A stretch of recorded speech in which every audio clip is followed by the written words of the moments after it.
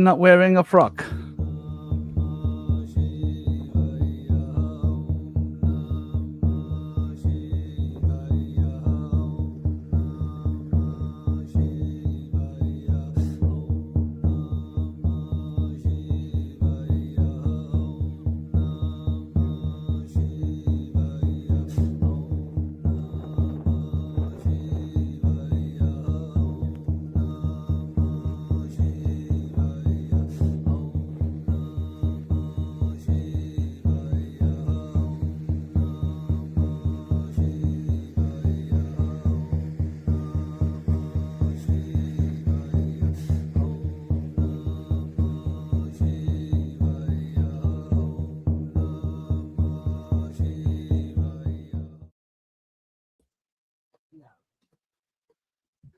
Welcome. Namaste, Ismay. I hope you are well. I hope the audio is good on my end. Sounds good. I'm on my mini computer. It feels so tiny. Huh. It helps if I turn the YouTube off. And maybe close all those other 1,000 tabs, although it doesn't matter because I am rocking a very fast processor. So there ain't no way that this processor is going to get tired. So I hope you're all having a good day. Namaste, Esme. Namaste, everybody else that's in the chat. I'm going to give people a few minutes to get here. We've got the agreesome, threesome, little bit of a threesome information gathering network going here. And going to have a look at the ascetic wanderer meets the mystic oracle. I think I got a bit verbose last night. It was late, so forgive me. We'll crank it down and break it down into something that's more simple, like the bones in the ground, until we can pull them out and put together the puzzle pieces of the frame and get the skeletal structure of the ascetic monk and the mystic and see how they meet in the place of the oracle and get a little bit of insight into this spiritual path. And gosh, I'm going to have to be careful because I'm going to be shooting big popping caps at the Dalai Lama. Don't want to get shut down for that, but somebody's got to shoot those caps out there. So yeah, let's crank off by taking a look at who's in the room. So I'll just go around in the circle. We've got Indy Sage here. Indy Sage is a shadow worker, an anthropologist, an occult worker, researcher. He works with different modalities of healing and insight. Very embedded within the Tao, also within different modalities of metaphysics, shall we say. Very much helps people to associate or reassociate that suppressed, repressed parts of themselves in the shadow work. So that's his thing that he's doing, one of the things. But he's a Virgo, so he loves his books and his research. So he's always got his nose into some piece of information somewhere. We've also got Dear Cosmic here. Cosmic is he's like a modern day John Dee, you could say. He's channeling the Fae and has been for a number of years. So they've been slipping him a few little notes like language, a little bit of metaphysics on the side, some epistemology, cram it all in. Before you know it, he's got a full working system, a language, and a system of metaphysics, essentially. That's what you would call it, wouldn't you? Yeah, that's what I basically call it for the most part. Yeah, man, which is like pretty much like the bread and butter of both the mystic and the ascetic when we get right down to it. Maybe the mystic has a bit more butter, and the ascetic will cut back on the butter and just keep it dry bread, part of the whole flow, left hand, right hand parts. But yeah, so we've got the three of us here. Do say a few words, peeps, and welcome everybody in the chat. Esme, I hope you're having a gorgeous day. Namaste. All right. Thank you so much for the wonderful introduction, as always, Franklin. So grateful to be here today. It's going to be a lovely discussion. And I love this topic today. The ascetic wanderer meets the mystic oracle. and like it's kind of exploring the two different sides of the mystic and the ascetic, kind of like holding in a Venn diagram some common space, but on their own sides have their individual aspects. So that should be fun to explore, and I'm sure we're going to go deeper into some other things as well. So as Franklin mentioned, I've been working on Jungian shadow work since a near-death experience in 2007, during which I surrendered, and I prayed to the moon as Guan Yin. And is my sound all right? Yeah, your sound's fine, man. I think he's talking to somebody in the background. Cool. I was just telling my son to not make too much noise. Oh, good. And so since that experience of having surrendered, I let go of the little stuff and started to take on self-mastery. And through time, I developed the process of Jungian shadow work, which had been I'd been exposed to in my undergrad in psychology. Having gotten a bachelor's in psychology, I learned a lot more after my graduation doing my own research than I did in college, although there was a lot. And since I was a philosophy minor, there was a lot involved in that as well. So I've been able to, from there, that foundation, explore and branch out into deeper rabbit holes, and it's been getting more exciting ever since. So I'd be glad to get into it with you guys today, as always. So glad to be here with you, Franklin and Cosmic. What's happening, Cosmic? Hey, what's happening, Indy?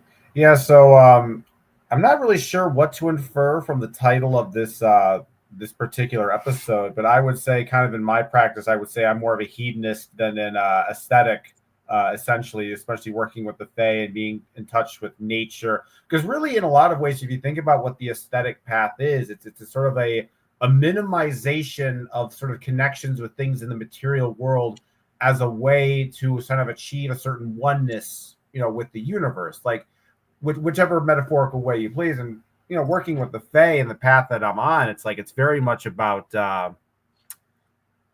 feeling interconnected with nature and all of its sort of its drives and processes, and sort of understanding the animal side of the self. And so maybe in a lot of ways it's just a different kind of mysticism and a different pathway.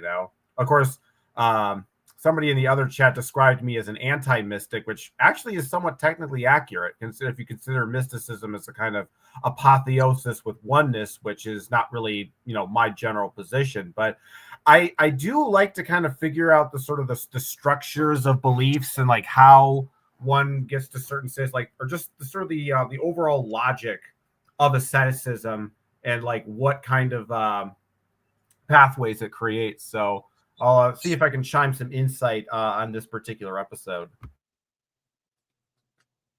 Yeah, one thing that comes to mind about the ascetic is that the ascetic kind of withdraws from society and from human contact, and withdraws from the consumption of goods, being that food and drink and beverage and the like, also smoke as well, I would imagine.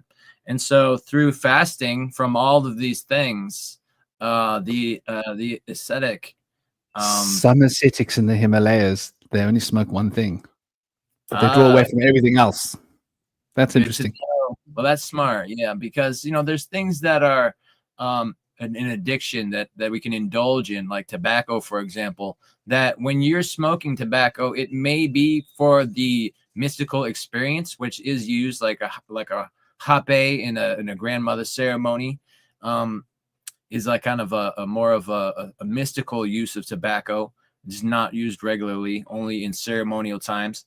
But you could see where people that were using tobacco from addiction would not really gain in their mystical experience from just feeding in their cravings. Whereas using marijuana, like all psychedelics, is non-addictive, doesn't have any physical dependency, although anything can become addictive mentally, like exercise or something, just for the experience itself, or the getting habits and rituals and having the familiarity with that can kind of lead to somewhat of an addiction for some.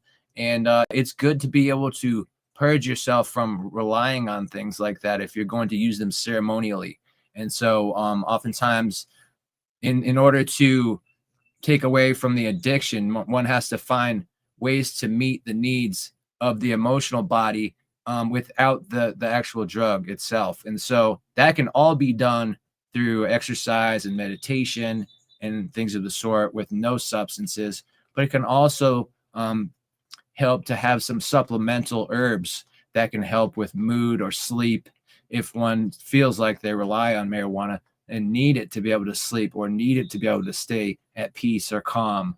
So it can actually be very helpful when it's not used as a necessity. It can be more helpful for a mystical experience. And so instead of using it to cover up the pain of the emotions that are being ignored, they can then face those emotions in the time where they're not being intoxicated and develop that inner peace. And then once that inner peace has been developed and the emotions have been dealt with, which is something we deal with in shadow work, then the marijuana can kind of allow that individual to go to a higher plane if they were to try to do a mystical experience, maybe meditating. So I could see where an ascetic would be fasting from everything but the psychedelic, because having fasted for a couple days can allow psychedelics to be much more effective. So they'll branch you up into a higher realm, and especially when you're fasting.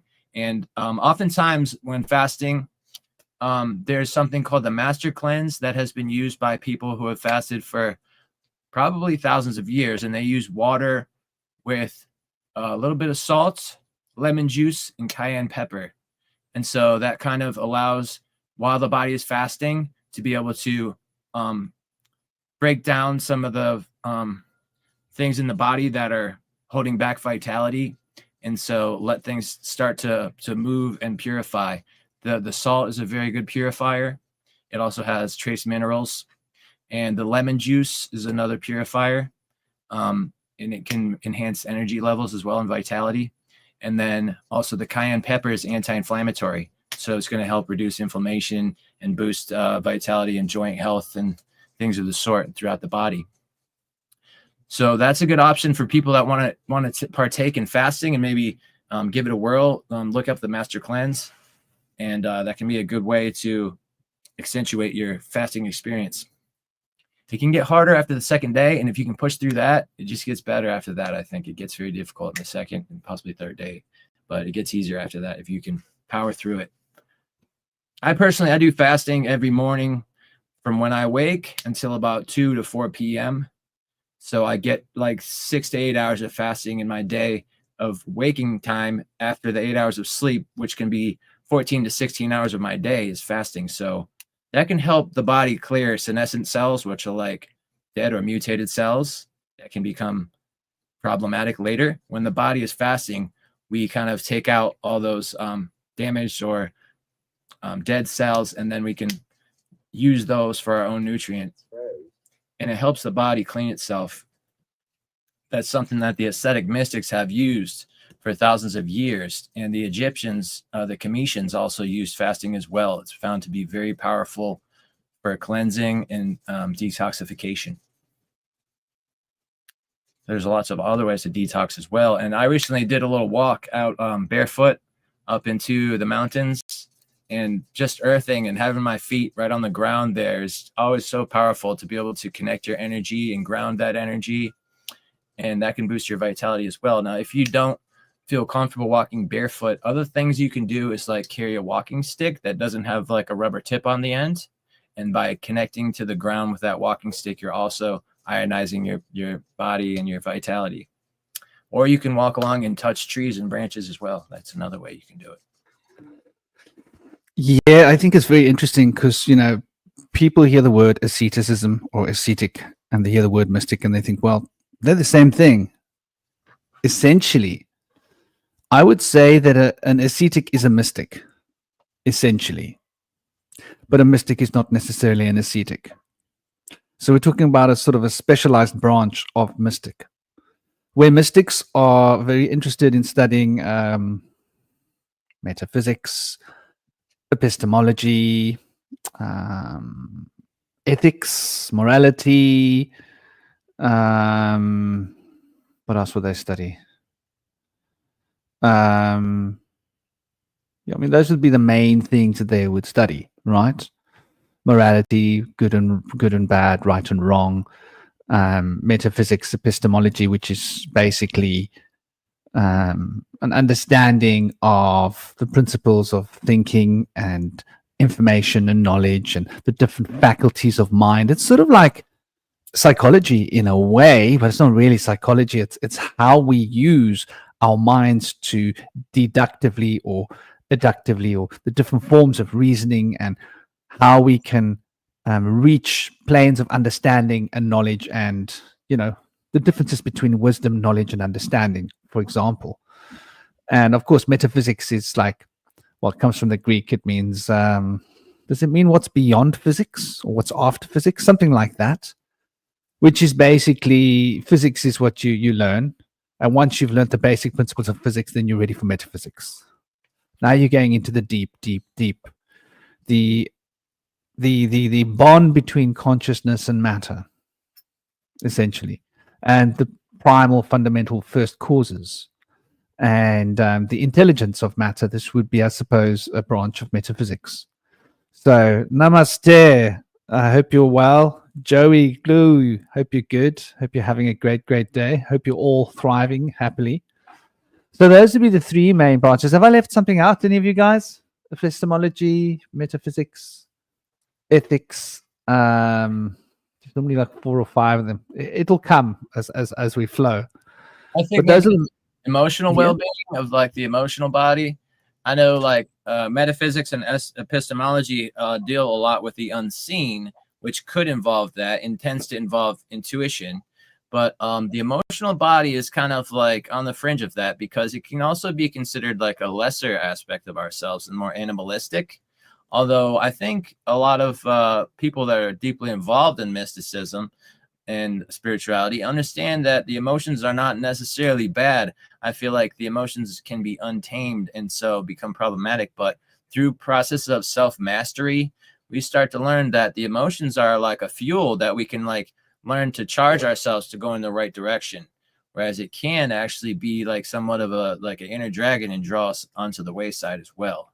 So I just wanted to mention that. But intuition is something that kind of both the mystical oracle and the ascetic wanderer have. The wanderer is more spontaneous and kind of wants to go where their intuition takes them, whereas the mystic oracle is spontaneous of mind, but they'll usually be in a stable place, like where the oracle rests is where the people can find them when they need to find answers. They don't usually need to hunt an oracle down. I think they're usually in like the oracle of Delphi. The oracle of Delphi was known to have done her oracle readings in like a sacred temple. And I think there was a movie where they portrayed the Oracle of Delphi in that temple, and there was it looked like there was kind of ether coming in. It looked kind of like water in the air. It was very cool how they portrayed it. But in that sense, the Oracle can kind of submit to a vision, and it kind of takes them. And so they kind of like, in a lot of ways, spontaneously kind of like allow the Gnostic vision within them to kind of possess them and show them things. And sometimes the things that they see can be difficult to process and to share. So it's interesting to see that we, as an ascetic, can also be an oracle in a lot of ways. When we start to fast from daily consumption of food and drink and things, it can really purify our consciousness and give us more clarity. And then we may be able to see past the present moment, maybe into past lives and maybe into future events and become prophetic. That's not unheard of. There's a lot going on there. But there's something about the oracle that's mystical. And in that sense, they can be very eccentric and artistic minded and imaginative. And so there's like a flip side to that, where one could be creative in rational thinking and come up with ways to develop symbols and mapping of the unseen worlds. And so that's more of a rational take on it. and more grounded take, whereas there's more of a wispy kind of like free, unburdened, unchained kind of aspect to the mystic, where they kind of just allow the divine to show them the visions. This is very common with a shaman, where they'll be able to receive visions from a higher plane and then share those with other individuals. They'll receive, like from spirit, the answers that people need in their village, and can help guide them to self-mastery. And the shaman is very much so a servant of the people.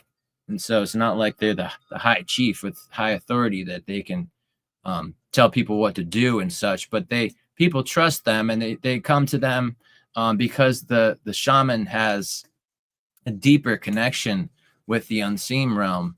And so for other individuals that don't really see as much depth and clarity in that visionary spirit vision realm, they can really gain a lot from learning about themselves. Oftentimes we live in denial through the ego, and we will hide from ourselves the answers that we need to find. And instead of dealing with them, which can be a very difficult process sometimes, it's easier for us to project our difficulties onto others, and so we don't necessarily face them. And sometimes the shaman might come along and say something that would help us realize and break through that veil that we've put over our own eyes. And that's happened with me before. It's been very powerful. Yeah, that's very interesting when we talk about asceticism and mysticism. I mean, shamanism is such a personal path, but it's sort of like a fairly extreme form of mysticism in a sense. Yeah. Where there are no books. It's the equivalent of Bruce Lee's form of martial arts, as opposed to other forms of martial arts, right? Jeet Kune Do. There are no forms. It's a fluid, find your own way of doing things, basically. And so it's sort of quite challenging in this way, which is why shaman usually go through periods of extreme asceticism. So what is asceticism then? It's like a namaste, Vincent. Welcome, dear brother. I hope you're good. And Bernardine, namaste. I hope everybody is smiling and shining. Namaste, Aaron. Aaron, I hope you are thriving. Namaste. We've got Socrates. I don't know how to pronounce all those letters of your name.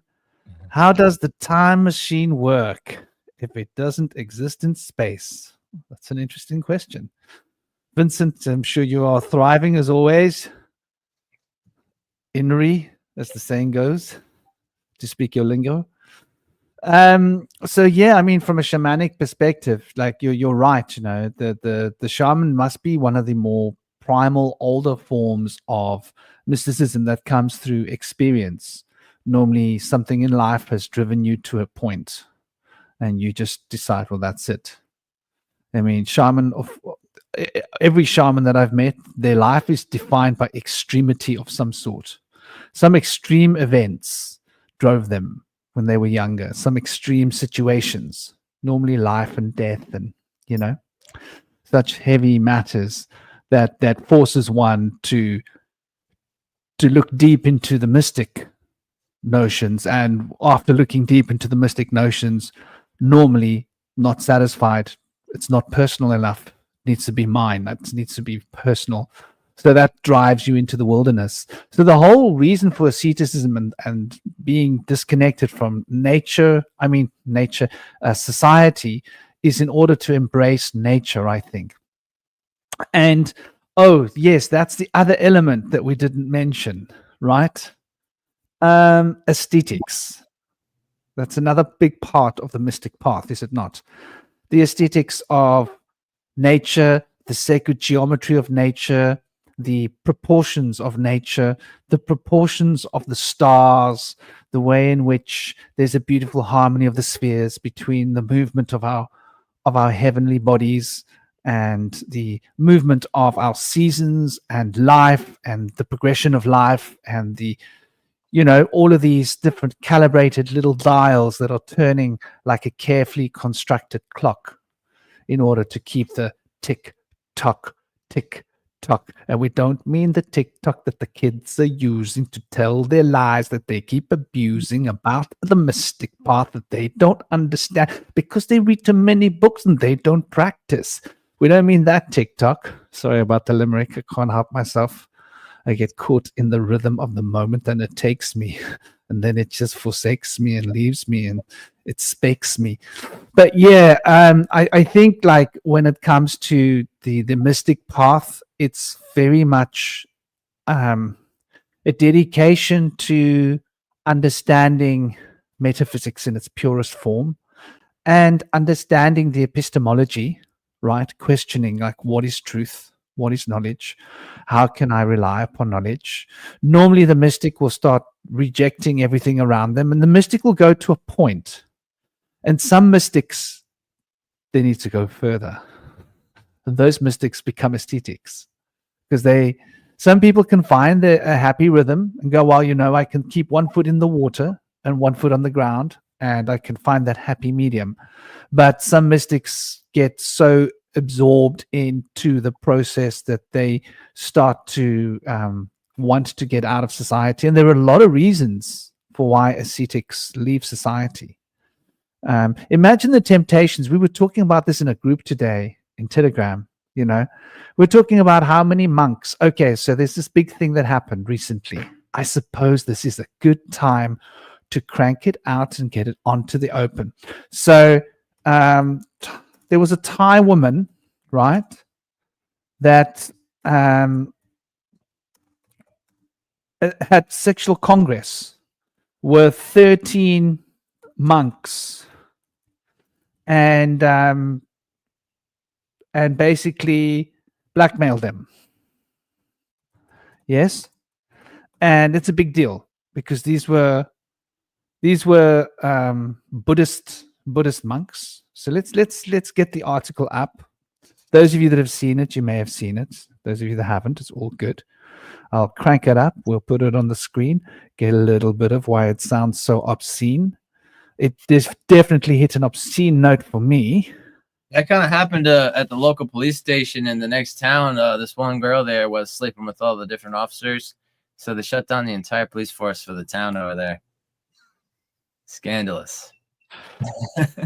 Well, damn straight. Yeah. Like you're supposed to rely on these people, right? Seriously, I have to have good morality and judgment. So, excuse me? Are they trying to sell me pots on the BBC? Is this really going on? Get the pots away. How dare you come and invade my space with pots? You see, I was looking for cast iron pots the other day, and this is how this blooming Google machine works. You're saying that copper pots are bad for you. Yeah, that's nonsense, vomit. That's like, you know, the biggest load of crap I've ever heard. They'll tell you that aluminium pots aren't that bad, but better, you know, nobody's complaining about aluminium pots, are they? Those are selling off the shelf, right? Yeah, they are, sadly. So, you know, we know aluminium's toxic as heck. Oh yeah, especially when mixed with fluoride. Yeah, I mean, copper pots, you know, copper is good for you. It's good for your bones. It's good for your joints. Obviously, too much copper is going to be bad for you. That goes without saying. I cook with spring water that I get in jugs because if you use tap water with fluoride and then you mix that with aluminum, it's really bad for your brain. Oh, yeah. Oh, yeah. Yeah. So this Thai woman was arrested for blackmailing 13 monks with thousands of videos. I think she walked away with like, is it 12 or 13 million US dollars? Whoa. Right? So the police have arrested a woman who allegedly had sexual relations with monks and then used photos and videos of the acts to extort money from them. This is the Theravadan monks, by the way. The woman who police are calling Miss Golf, obviously a false name, had sex with at least 9 monks, police said, at a press conference on Tuesday. I heard it was 13 in another news report, but anyway, that 10 of them, I believe, have been stripped of their robes already. Do they mean in person or like online? No, she had Congress with them And while she was with them in the physical flesh, she got video footage and photos of them doing things, and many of them were half wearing their robes. Oh my goodness. And she blackmailed them, and they embezzled, what is it, $12 million to pay her between them. They stole that money from the monastery because, as you know, monasteries have got loads of cash. This is something to look at. So investigators who searched her house found more than 80,000 photos, videos, and digital copies to blackmail the monks. The scandal is the latest to rock Thailand's much revered Buddhist institution. Now it gets better. They want to change the law. There are people campaigning to change the law, and which is ridiculous, to make it illegal to have sex with monks, because it's the monk's prerogative whether they want to have sex with you or not. You don't have to, like, I don't know. This is just crazy because they really want to put this woman away. So they then discovered that other monks had similarly transferred money to Miss Golf after catching one. And this was child support for more than 7 million baht at a time. That was the first one. But there were like many, many, many transactions. And so basically, this is what's going on.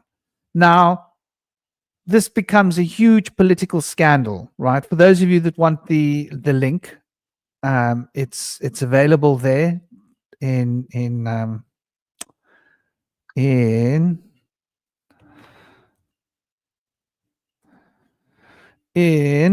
let's get it for you guys. I'll put it into the group so that you can find it.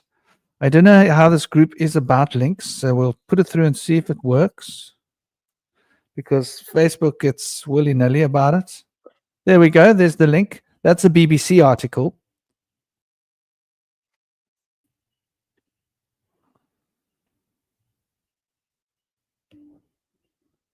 There we go. Sorry. So there, I put the link through there for you guys if you want to interested to take a look. So this is like the real nonsense that is going on in the world. And why is this happening? Well, let's look at the Theravadan system for a moment, right? I lived in Sri Lanka for a couple of years, and there was a monastery quite close to me. Well, I call it a monastery. There were 6 monks living a little distance away in the jungles, and they had a few caves that were there, and that was it, basically. They were proper ascetics, not like the fake ones, because there's nothing out there. And basically, I mean, I discovered them after being there for about 4 months to 6 months living in the jungles. And I suddenly noticed these monks. I was like, gosh, we're like 5 Ks away from these monks. We didn't even know they were here. But so anyway, the rules for some of these monks are really hectic. They're not allowed to have a female dog near their cave. I discovered this because I had a female dog with me in the jungle, and she would go on her own little adventures, and they were very afraid that she might come to their cave. They were not allowed to be within so many meters of a female dog. Now, where do you think a rule like this comes from for monastic life? Male dog's fine, female dog's not okay. They must have had an Irish guy down there, ran out of sheep. Yeah, they had a Welshman and they ran out of sheep. I'm part Welsh. Yeah. I love them sheep. Never had my own sheep. I always thought it'd be lovely to have sheep. Yeah. That's why they talk in such a lilting voice, because it makes the sheep feel comfortable. But yeah, so these monks are being forced into celibacy because it's in their monastic order and in the rule book. And it's like I was saying, celibacy is an advanced form of practice. You don't throw someone in the deep end of celibacy when they're a learner, right? This is like, I would say that you should get to a certain level of spiritual development before you start practicing celibacy, because you can't just turn off a natural drive. Yeah. You need to understand your shadow. Like, you need to have done that shadow work. You need to know your passions and be in tune with them and be able to understand your kundalini and your energy before you just play with turning that off. So this is why so many monastic people fiddle with kids. This is why the men in black dresses that we call the father, right? Before they tell you to do a Hail Mary, they ask you if you've got any boys around. You know, it's part of the parcel. Like, how many boys have been assaulted in ways that no children should be by men in black dresses because they believed that they were doing the Lord's work. So this is a typical thing, and it's not to single out the Theravadins or the Catholics, or I think it's across the board. So celibacy is probably one of the most powerful weapons employed by the ascetics. And like you say, fasting and extreme practice as a shaman, this was a big part of my life.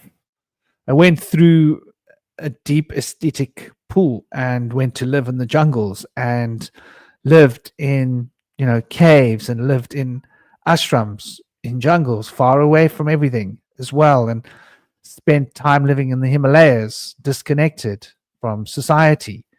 And I think for me, it felt like it was a necessary path because I'd gotten to the point where I'd spent so much time with books and research and knowledge. I just wanted to get rid of it all. Namaste, Zerilat. Hope you're good. Hope you're having a good day. Big love. So I think, the ascetic path is a dangerous path. And it can cause all sorts of psychological imbalances. And then, of course, when we start to look at epistemology, it can get quite top heavy. I don't know. What are your thoughts, Cosmic, on all of these branches of philosophy?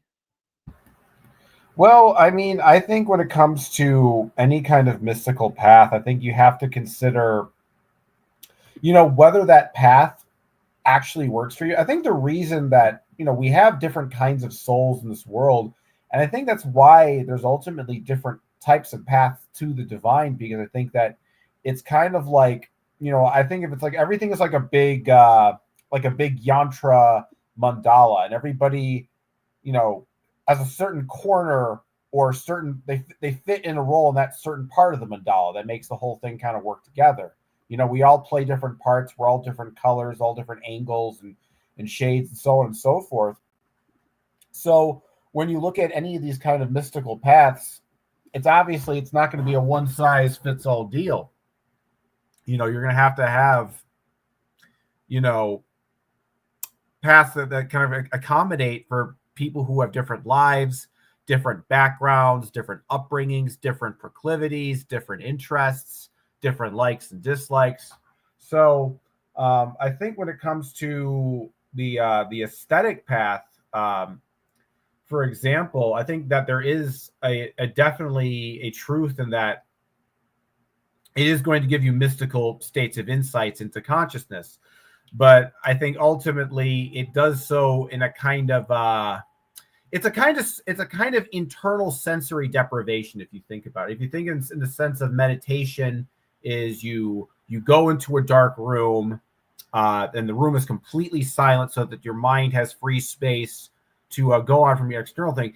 And if you think of something about whether it be something like fasting or celibacy, for example, it's like that same kind of process, but internally. So it's like there's a kind of a lack of sort of internal stimuli by ingesting things and engaging in sexual activity. So it's almost like a further blackness and silence that your mind has the capacity to reach into these altered states, these deeper divine mystical states of consciousness. But I think you can also take a more maximalist approach. I think sometimes that you can kind of, the other way to do it is to kind of have so many things going on at once, to be overstimulated that it's almost like your brain kind of, gives up, tries to process it all. And then it's like it goes blank in the complete opposite direction. So that's kind of my thoughts on it. It's a kind of like, fasting in a way is a kind of sensory deprivation, because then I guess you're disengaging from the sense of eating and chewing and sort of ingesting and having foods and chemicals kind of influence the state of your consciousness. And so Yeah, it's really just kind of like, if you think about it, you have darkness for, your eyes, and you have silence for your ears, but fasting is more kind of like a silence for your body, if that makes any sense. I think that makes sense. So yeah, that's kind of the way I would look at it personally.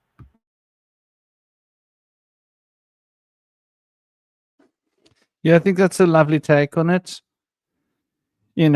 I think it also has a lot to do with desire, because when we meditate, and this is my experience, the more we meditate, the more amped up our desires become.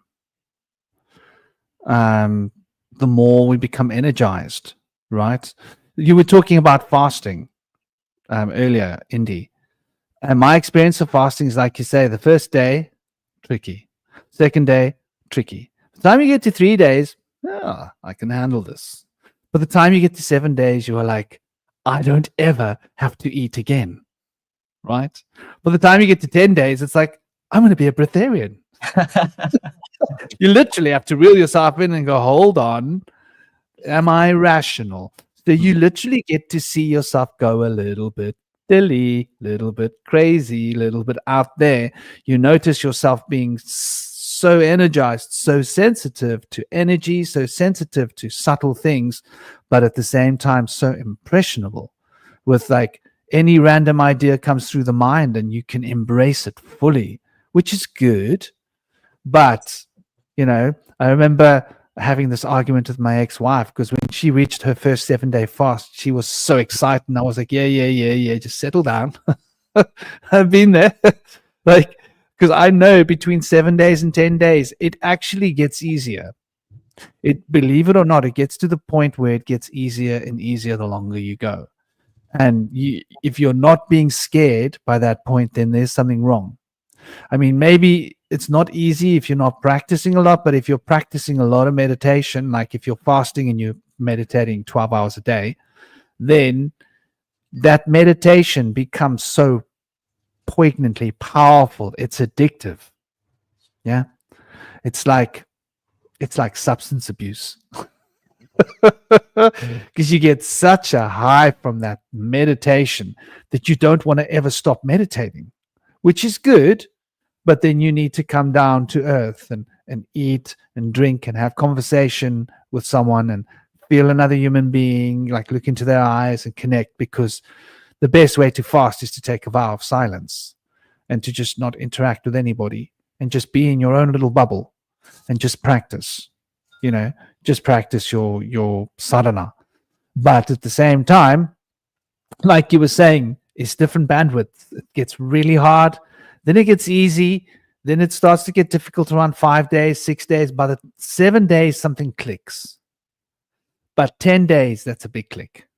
And I never used to go past 10 days personally, because I used to get scared. I used to be, if I am this like ready to become a breatharian and I've only been fasting for 10 days, what would happen if I fast for 30 days? Would I actually be going, So you've got to check your psychological state. And I think this is what happens with a lot of ascetics, right? They go and practice asceticism and they're not prepared for the psychological consequences. And this is like what I'm talking about with, sexuality and celibacy.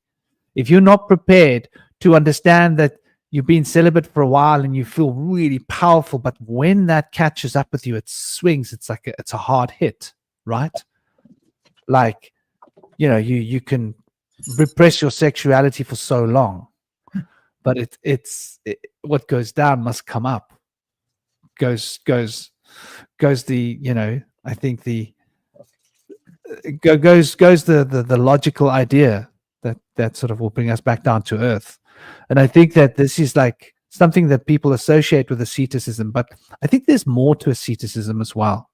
Like when I think of ascetics and asceticism, and I've practiced asceticism quite deeply and quite strongly, so I do have a background of being in it. Like now, I'm not a full ascetic, right?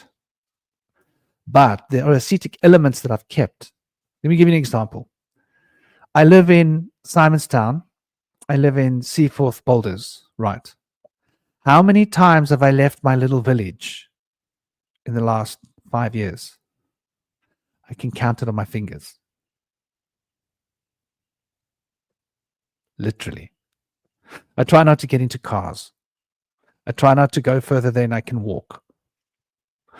The last time I went into my little village town center, which is about a mile and a half from here, is months ago. And I only went there because I wanted to take my little boy for something there. Take him out. There's like nice places to take him. I took him there. I wouldn't go there. So I live a very sheltered life. I'm here. I'm in my bubble. I've got the beach. I've got the penguin sanctuary.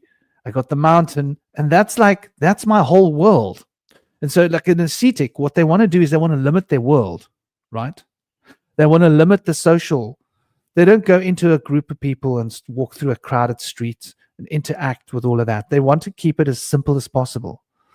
Part of my looseness is like I do communicate with people online. I do connect with people in groups and speak to people and speak to my clients. And so I've tried to find what for me is a healthy balance of mysticism, a little bit of asceticism, and a little bit of being in the world, because I'm a father now. I made a choice. So I've got to keep that baseline of being in the world enough to look after my boy and my dogs, the bunnies, and, my son's mother, it seems, my ex. That's a head scratcher. But, I think that this is like really where it comes down to. Like ascetics will want to go the full tilt. And here's a question to you guys. Is it possible to be an ascetic in the modern age? Do you think?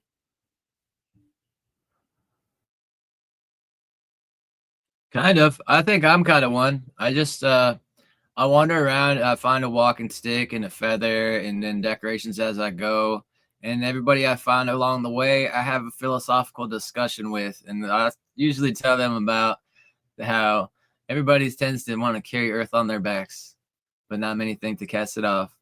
But good luck is as light as a feather. A few think to pick it up. And so I share with people naturopathic advice. If they're looking for alternative medicine, I'll try to steer them in the right direction. Also, I can tell people about modalities to help work on their emotional health and things like that. But I'm always learning from people, and I tend to learn about things that are questionable in the news and tend to have discussions with people and see what they think and get perspective on strange enigmas that are happening around the world, like with the climate right now, for example. And so I like to get a lot of good perspective from people. I don't feel like there's necessarily one right answer, but the more perspective you have, the more you can tug on when you need to feel in a different direction, and something that you thought was the case may fall apart. You can have other ropes to pull on to look at different perspectives of like what's really going on here. So I think that as far as like, I don't wear a shirt. I tend to like want to get vitamin D. I want to get like my emotions going good. If I can get enough vitamin D, it boosts my serotonin levels. And so I'm feeling good. A lot of people think I'm trying to show off my body, but really it's not about that for me. If I had it my way, I'd be wandering in the wilderness, but I live in the city. So I kind of wander around the city sometimes here, but it's when I can find a little grove to go into, a little creek. I like to frequent the little creeks and the groves. To answer your question, Franklin, I think there's a kind of an interesting answer. I think, yes, that asceticism does exist in the modern age, but I think it doesn't necessarily exist for the right reasons. I think because what I'm pointing out is a lot of these TikTokers, these influencers who are preaching these like ultra healthy lifestyles. Look at my perfect body. Look at my meditation practice. And it becomes like this asceticism is almost like kind of a spectacle to assess to other people to see that I'm more spiritually enlightened than you. Look at me. I'm even more of a vegan than you are. Oh, look at me. I eat like, I'm like, you know what I mean? Like it gets to the point where it's like, I don't know if it's like, it seems like asceticism is a thing. It's maybe not like super widespread in culture, but there's certainly people who are pushing it.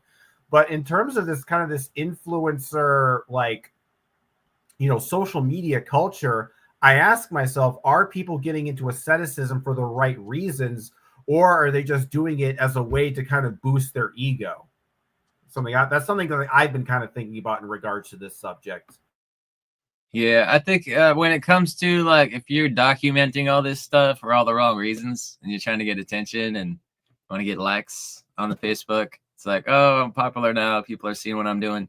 You got to wonder what your motives really are. But if you're just doing it for the sake of doing it, as I'm trying to go out there and like find a place where I can meditate in peace, like by the creek, and it's very powerful. There's a place by the community college where I like to go, and it's just like me and the ducks out there, and it's really powerful. But people will come up and like try to like talk to me and stuff while I'm like right in the middle of a meditation during a vision, and I don't want to be rude, but like it really helps me to have my solitude when I'm doing these mystical practices, and people coming up to try to flirt with me or talk to me, it can be a bit disconcerting. I'm really there for personal self-mastery, but I like to think that if I can talk to people and they gain some wisdom from me, or I gain some wisdom from them, then it's worthwhile to kind of go with the flow sometimes, and not be rude about it. Although it's really nice to be by the water, and there's usually people kind of gravitate towards bodies of water, especially in the heat, like a hot summer like it's been here. People are down to get down to the water hole as much as they can.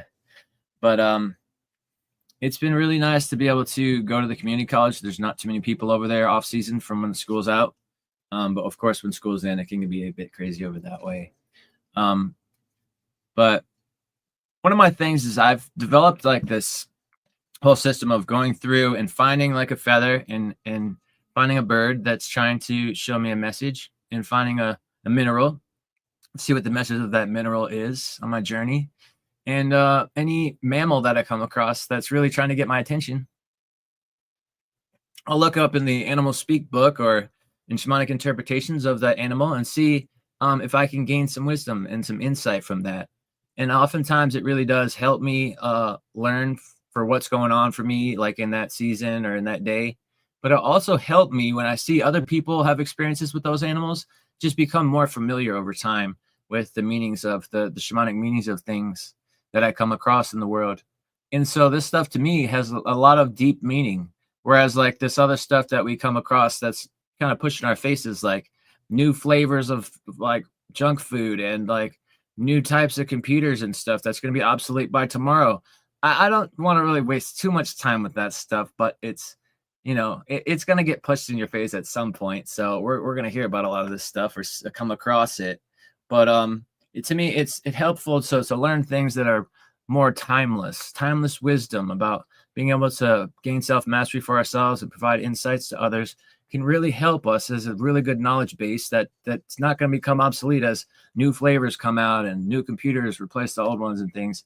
So there's things like that can really carry you through, and you'll have this wisdom that you can provide down to your grandkids when you get older and stuff. That's one of the beautiful things about these kind of practices of mystical experiences and spontaneity. It also helps, like, people are so set on planning in advance and doing things according to the plan. And when things don't go according to plan, one little bump in the road can set people off and have like a total conniption fit. But being able to be spontaneous and let go and just let the world take you somewhere can be very freeing. And it can help people build resilience, be able to kind of go with the flow and not try to force things to be the way you want them to be, which can be really helpful to be able to gain that freedom. And it can help, like in parenting, like if you expect your kids to do a certain thing, but they're making it difficult, it could become easier to kind of go with the flow when dealing with difficult situations like that, which can be very troubling and difficult to deal with. But you can kind of see a place where it's like, okay, maybe I'll take like a middle road here, and we'll like kind of like make sure the discipline is instilled here, but I want to give love as well. So it's good to be able to understand the depth of the power of spontaneity and intuition, that it can help bring you away from things that have become rigid, and that sometimes a little bit of rigidity is good and essential, but when it comes with bitterness, it can be very problematic, and it's not very motivational either. So when you can kind of find a little bit of joy in being able to provide discipline, it can really be more effective for the listener. So I think a lot of people have heard the phrase that you can catch more flies with honey than vinegar, and that's often very much the case. But sometimes it helps parents to have like a good cop, bad cop scenario going on, where one parent is saying, "This is what you're supposed to do," and the other one's saying, "But we'll give you ice cream if you do the right thing," or something like that. It can be difficult with all that stuff. But I've been taking care of my girlfriend's granddaughter every once in a while, and she's got her father back in the picture, and she's doing so much better. But for a little while, it was very hard to discipline her, and she was kind of very defiant. So, and I have a little bit of that myself. And my girlfriend says, like, she takes right after her Mima, and she's gonna be just like me. So a lot of people in the world, they care too much about what people think. But people like myself and my girlfriend really don't care what people think. But in a lot of ways, it can become detrimental, like anything, to a great extreme.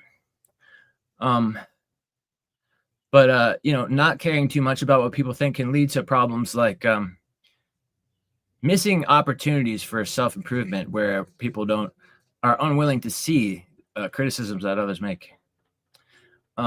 So if you're swept up in those criticisms and they're making you too nervous to even take a step in life, that can be really detrimental. But if you're so oblivious to all of this guidance that's being brought to you, and you just kind of push it on the wayside, it can be a bit detrimental for your development, for your social intelligence. And a lot of times people may gravitate towards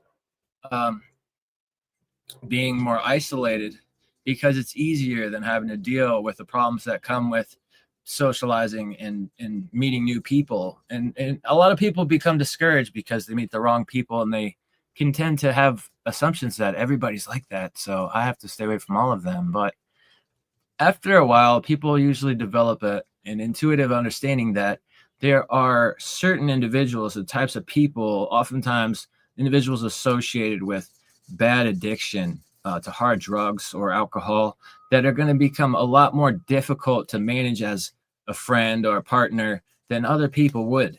Because sometimes when people have resorted to things like that, now it could be an addiction to like exercise, and it's just too excessive. Sometimes when people are too excessive in certain ways and too fixed in their ways, it can be very difficult to have a harmonic relationship with them. And after a while, especially when people are starting to work on self-mastery, they may find themselves being drawn away from those problematic people that were in their past and drawn to a new crowd, or maybe put in more solitude in the middle and in between, changing from the old set of friends to a new set of more friends that resonate with the new self that's developing. I think a lot of people have had this experience. It can feel somewhat isolating, but I think the solitude is very powerful to help the self-mastery of the individual. And when we can heal ourselves and master ourselves, that's when we can really offer a lot more to others. Dear Bernadine lost her mum recently. Oh, condolences. She left this world in the last few days. Big love and blessings to you, dear, and to your dear mum, Doris Lorraine. Beautiful names. Beautiful names. I think this is why we have mysticism. Yeah. Because like the end, and that crossover, I think it's where asceticism is aiming towards, is the liberation of this. And Bernadine says she hasn't been able to cry. Don't know whether crying is necessary, but I do know that it's helpful.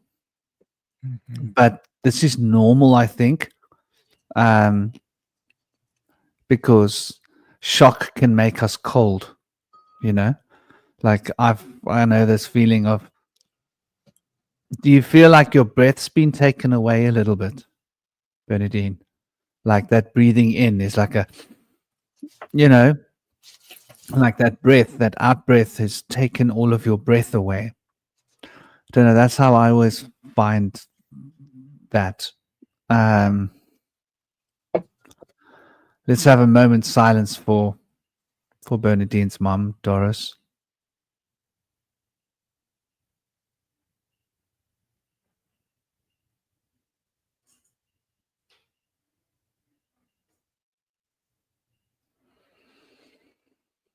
Dear Bernadine, much love.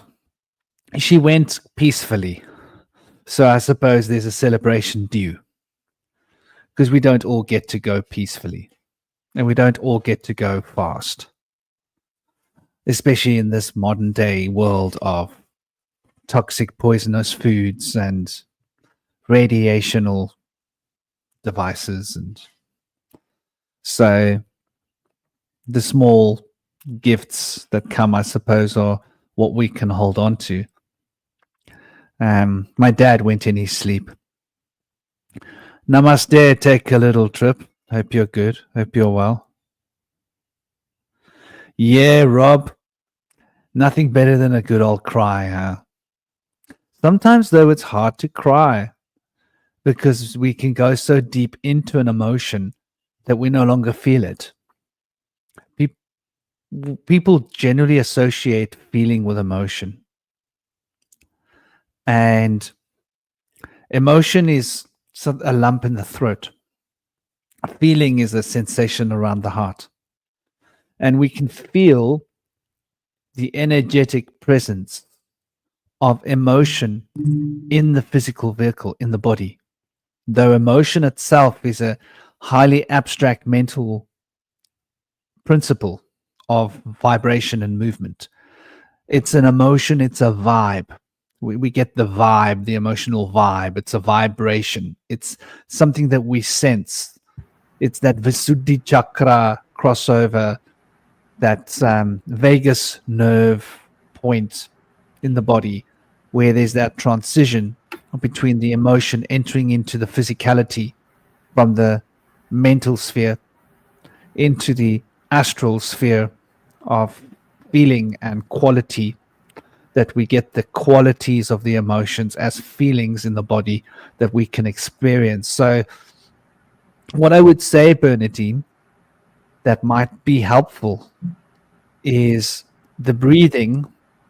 Practicing breathing will bring the mental into the physical and bridge that mental physical bond, so that the emotion, which is abstract, that is cold, can be warmed by the heart, just so that the immune system is well tweaked, because we need our immune system to be well tweaked, psychic, spiritual immune system, physical immune system, because obviously losing a parent is this DNA. So people don't really recognize that DNA is vibrating really fast and that it's got an acoustic field, and that we are tuned in to the bioresonant field of our familial DNA and our ancestral DNA. Namaste, Autishan. How are you? Hope you're good. Hope you're well. So this bioresonant field of acoustic resonance, which we can call a cymatic frequency of vibration, is bonding us to those with our DNA. And when our DNA goes into the earth, or a member of our DNA sharing tribe goes into the earth, there is a change in the infrastructure of our DNA field that is shared between our family, of those that carry the same DNA as you. Could be cousins, brothers, uncles, sisters, children, grandkids, whatever. And so the change to the acoustic field can create a certain amount of movement to one's own personal sense of boundaries and grounding energetically. So, this is why the breathing will bring the personal psychic field into alignment in the heart so that we can feel our emotions. So heavy breath work is probably exactly what's needed. And you'll probably find, Bernadine, that your breathing, I don't know, let me know, how's your breathing feeling? Whenever I lose someone, I really got to look at my breathing, like deeply. So I was going to say something else, but just want to make a quick reference. I think Zarelith wants to get in on the call. He was just in the chat.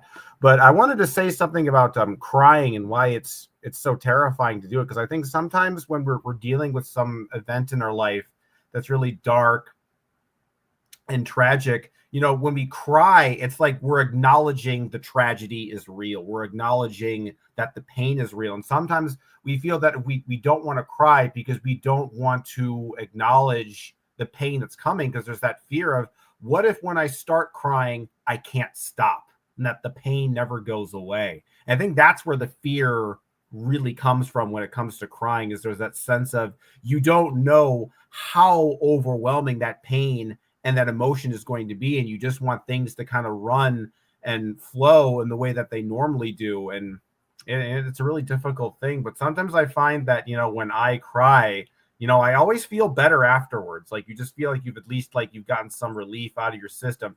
It's a lot like having a stomach flu, you know, like when you have like a really bad stomach flu, at first you want to deny it. At first, you might just have a little bit of a pain in your stomach, just a little bit of discomfort, like, ugh, this is kind of bad, you know, this is kind of, you know, nasty, but, you know, it's just stomach here. And then it starts to get a little bit worse. You're thinking, okay, well, maybe I'll just go to the bathroom and just go away. And it just gets worse and worse. It starts burning, and you want to kind of pretend it. And at a certain point, you just have to let it all out.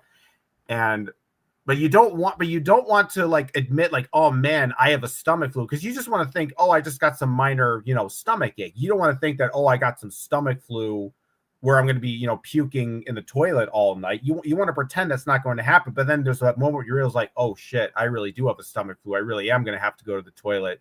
And I think, and I know that's kind of a weird metaphor, but I think when it comes to dealing with grief and tragedy in life, I think it's kind of a similar kind of thing, where it's like you don't want to acknowledge how painful the tragedy actually is. And by crying, there's this sense of, I'm really accepting that, you know, everything is hopeless at this moment. You know, you want to pretend, but I think, you know, when it comes to dealing with these emotions, it's always best to cry, because I think that's what depression essentially is that your emotions are so overwhelmed, like the emotional machinery is so overwrought that you just shut the entire thing down, because you're afraid that the engine is going to catch on fire and essentially explode.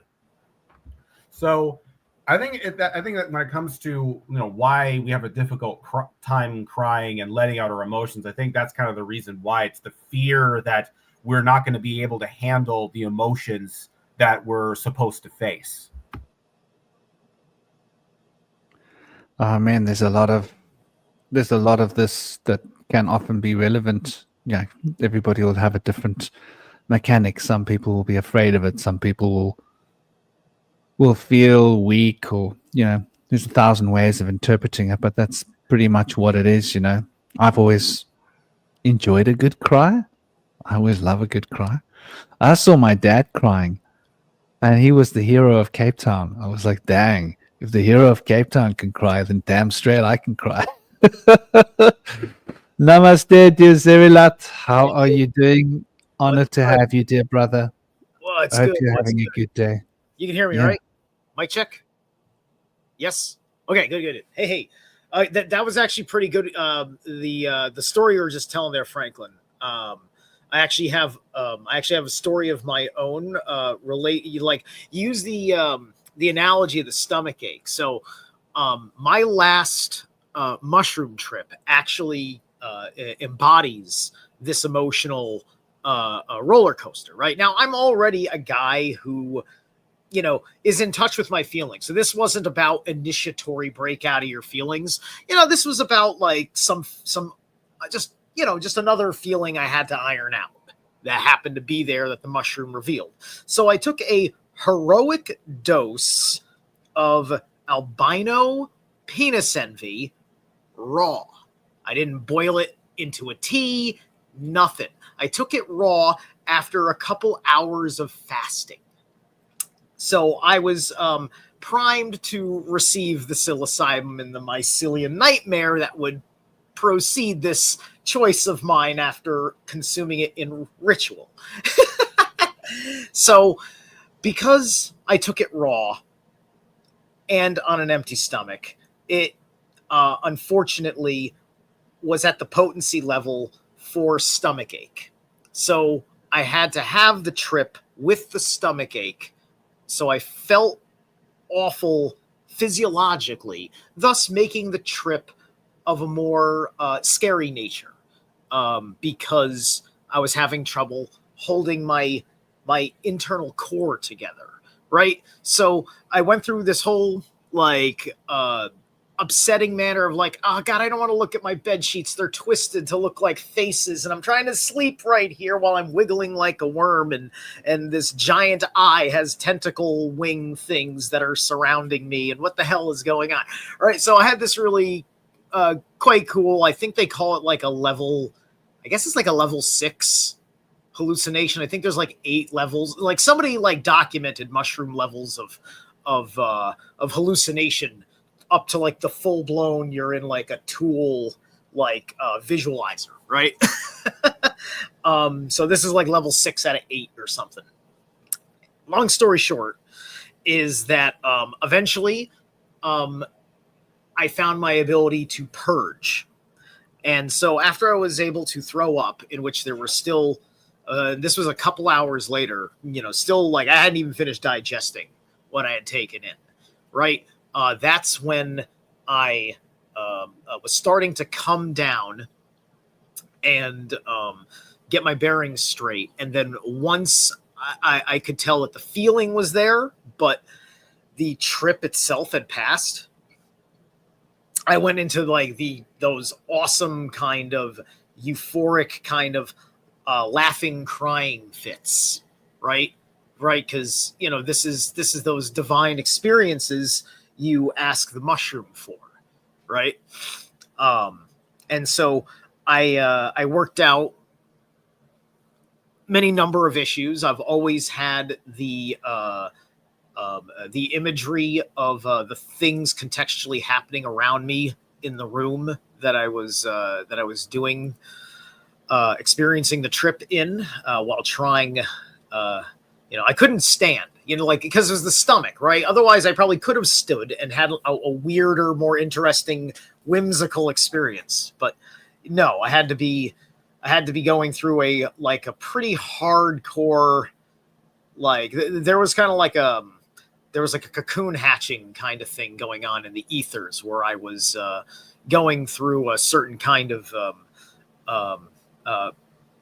pupal stage, I think they call the cocoon stage of, worm to moth or butterfly or whatever, because that was part of the imagery, right? The eye with the tentacles were also turning into like kind of like iridescent like fairy wings, which fairy wings are butterfly and moth wings in fantasy fiction, right? So it was like an underworld and overworld kind of overseer. While I was, going through this like Kundalini crazy, like it was the things I was doing wild. Was it spider-like? No, it was more, like octopus, like tentacles, right? Like we're talking, like spider tentacle octopus, but looking at you from every direction, and you're like in the center, and it's wherever you look, it's looking. It's these eyes watching you. It's a little bit. You're in my web, buddy. It's a little bit like depictions of Azathoth, with the exception that it had this whole iridescent wing thing. It was telling me something, that it wasn't just purely this demonic cephalopod, that it was something above and below, right? And yeah, it was very interesting. And I think if I didn't have an upset stomach, it probably wouldn't have bothered me if that's how it manifested so much, right? But it was just like, God, no, I don't want to have an entity visitation while I'm having a stomach ache and a bad trip. Fuck. It's like my attitude through the whole thing is weird. You know, with men crying, it's about posture and composure. It's that for women too, but for men, men are shamed for crying typically because, you know, especially when you're like a young boy and you're still filled with way more unbridled emotions and energies, right? You're naturally going to be one who loses your composure, and the world wants to discipline you because we're supposed to get our posture in check, right? There's that value in having the self in the center, that is one of the things that every time you reincarnate here is one of the resets you're going through, is because you're getting used to a new nervous system in a new mech suit, right? So you're not a very good pilot in your little oversoul. And so the baby's all wiggling around and wild and hasn't gotten anything in check yet, right? And, you know, like I was the kind of person who, the way my mind was designed, had a lot of chaotic energy. My Uranus placement is in my ascendant. So that's nuts. You know, it's what makes me, you know, present in the manner in which I project myself, right? And so that's running around in my unconscious as a child who knows no better. And then I had to learn how to get through that, right? And I had to get a handle on my Libra energy, which was constantly over and undercompensating everything. And it became part of a crippling anxiety of thinking too much about it's going to come out cringy, right? It's that self-awareness of cringe, because you know when you're in an extreme and you're having a hard time finding the center where everything is perfectly acceptable to you and perfectly effective to your environment, which is part of mastering the wand of the wizard, right? So this is part of why I had to find magic, because I knew that something was fucked up and evil about the world of medicine I was growing up in the 90s, when I knew I needed help, but didn't know how to articulate a goddamn thing, because I'm generation fucking X. Yeah, I think, you know, that's interesting. Is the way, you know, we've been schooled. And I think this is why asceticism is as big as what it is. Because let's face it, if we're dealing with mysticism, we will be embracing a certain degree of madness. I call it divine madness. And I think from a shamanic perspective, we're not so much into the invocation or the control. We're all about the evocation. Dance your tits off until something comes out of you, and then just let it unhinge. So becoming unhinged is a big part of the shamanic path. So this is why I think, like, if you're an evocationalist, specifically an evocationalist, you probably belong away from society while you're figuring out your stuff, because it's going to come out of you like an atom bomb, right? It's going to come out of you like an explosion. Emotions, you're not going to hold back. Your behavior is going to be out there. And in a modern society setting, and not just in a modern society setting, but I think in our societal settings that the legacies that we have, which seem to span thousands of years, if the timelines are correct, which take a pinch of salt on that stuff. But regardless, the societal settings aren't just new imposed concepts on us. You know, society has fairly strict regimen, like you say, men crying. It's like I always say to my boy, you got to learn to cry in style. I tell him, if he wants to cry, you cry with a straight face, because men don't pull faces when they cry. It's okay to cry as a man, just don't pull a face when you cry, right? And so there's something quite graceful about crying, but not getting like, just Cry. You don't need to do the drama, right? Like, crying is cool. Nothing wrong with crying. But like when you do the drama, society is going to come at you and go, "Hey, what's the drama queen? Can we get you a tutu?" You know, and like but like crying itself is healthy. So for men, there is the stigma of crying. So I always say, like for men, crying is an art for men. How weird is that as a concept? I'm not trying to be chauvinistic here. Men have to master the art of crying. The same with sex. yeah, Men have to master the art of sex. Women, just kick back and enjoy, man. Come on, fill the tank up, man. yeah. Men, we the one who have to carry the burden of like we got to make this work, right? Yeah. You can be And- incredibly manipulistic with crying as a man, right? Because Oh yeah.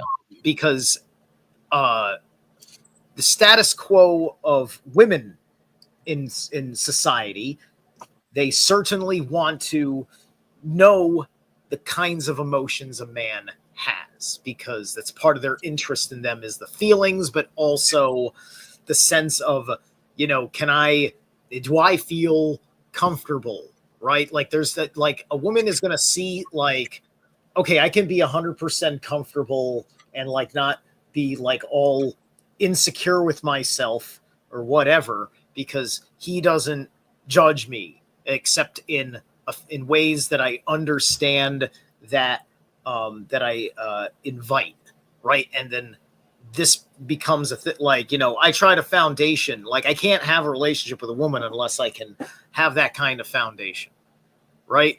Like I you know, like on the core level of life as just you and me and context of where we're at as you and me when we meet, you know, it's just like that should never be something that's ever at the heart and soul of a problem in the family. It should honestly come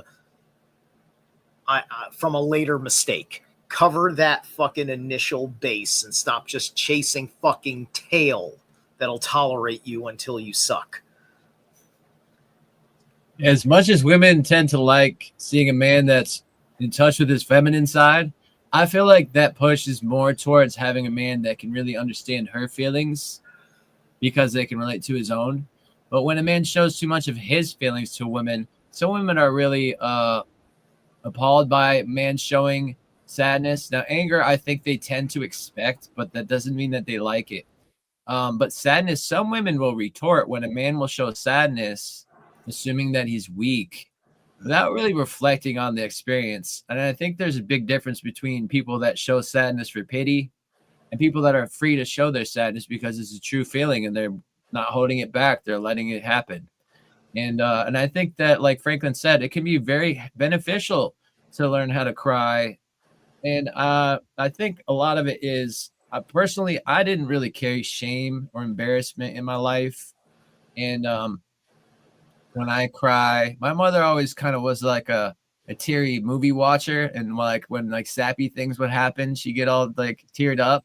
And I got that from her, like probably like really early on in my childhood, because like commercials would make me tear up. And my girlfriend would be like, "What's wrong? Are you sad?" I'm like, "Oh, they're tears of joy. That was so funny. Oh my God."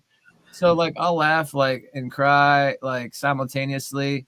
And like I don't really have the feeling like I'm gonna be judged. But I was judged before one time, and it kind of took me aback a little bit. I thought to myself, like, really, women don't want to see the soft side of men. Some women want to see just the tough side of them and not really know that they have like a sensitive side. That's not every girl, of course, but they're out there. So, you know, that's kind of a thing where they've been so programmed that men are supposed to not show sadness, that they're trying to ostracize the men. And that's how programming works. They program us to ostracize the woke and celebrate the broke.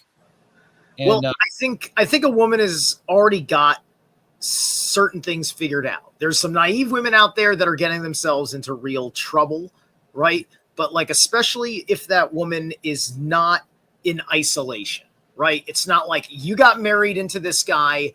This is your whole fucking life. You don't even like your fucking parents and anybody on your side of the family. So, you know, you're all in with this guy on that level, right? Because of the circumstances of your life, right? She's making all sorts of survival choices and going with a guy that's a physical that is a physical threat to another guy, meaning that definitely a physical threat to her, means that there's something going on. And if there is no evidence after the relationship's been going on of abuse and everything is copacetic, it's a natural thing, because it is right that a woman understands the dynamic of a man serving her with his strength, including when he needs to be the shield or the fist. This is Thor in the family. This is Heimdall in the family, right? These are the security apparatuses that give women the peace to think rationally. We preserve the space for her to develop the world within. I just also kind of wanted to point out to, when we're talking about people who, judge someone for expressing emotions, whether they be sad or joy, you also have to consider that people who are like that, love and compassion are probably not the top priority in their list in life. I just tend, when I'm around people like that, and you ask them, it's like, oh, do you value love and kindness? They're usually say something like, no, don't value love and kindness. People will take advantage of you. You have to be tough and firm and powerful. And you realize, like, oh, there's a whole other different psychology going on in here that I didn't even realize before. Yeah, this is a thing. A lot of women, I think it's part of a society thing. But I agree with you, Sarah, that women want a gentleman that can kick ass. Yeah. Can, not will, but can if he needs to. They want to know that they feel safe because, and here's the kicker. There are so many, I don't want to be rude, but there are so many idiots out there who just don't know how to behave around women. And I mean, I must have that kind of open face because I've got an open face. So like I'm approachable. I've had women approach me so many times saying, look, this guy won't leave me alone. Please, will you ask him to leave me alone?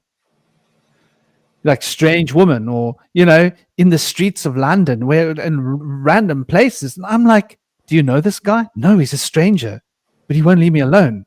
Have you asked him? Yes, he won't leave me alone, Yeah. And when I say to the guy, dude, they try and get like, hey, try and get like hard. And I'm just like, look, dude, like, yeah, don't come to me with that nonsense. If you don't have a gun or a knife, don't waste your breath. Like where I'm from, if you're gonna want to scare me, pull a gun, and you're probably not gonna scare me that much. If you don't have a gun, you just walk away. Like, right. But even so, like I think, and that's just in facing. I know a lot of women that have been sexually assaulted by people they knew, and I've got friends. I've said to them, "Listen, do you want me to have a word with him?" No, don't. I said, "Look, I'm not gonna damage the guy. I'll just let him know." Like what the hell, dude? Like I'm not a bad guy. I'm not out to hurt anyone, but I might slap a guy around if I know he's raped a woman I know. You know what I mean? If she doesn't want to go to the police or something. But they don't want.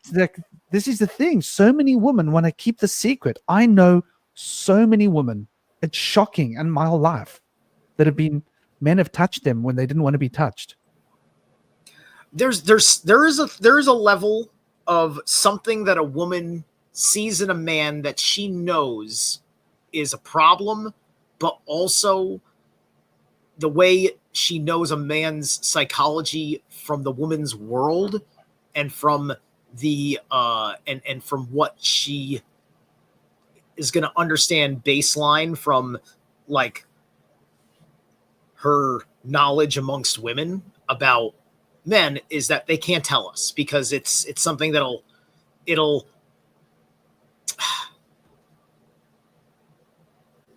it would be we wouldn't be ready for it. It's hard to explain, right? It's something that I unconsciously was picking up with many of the women that disappeared on me after a time of being madly in love with me, and then I just fucking just all sorts of toxic,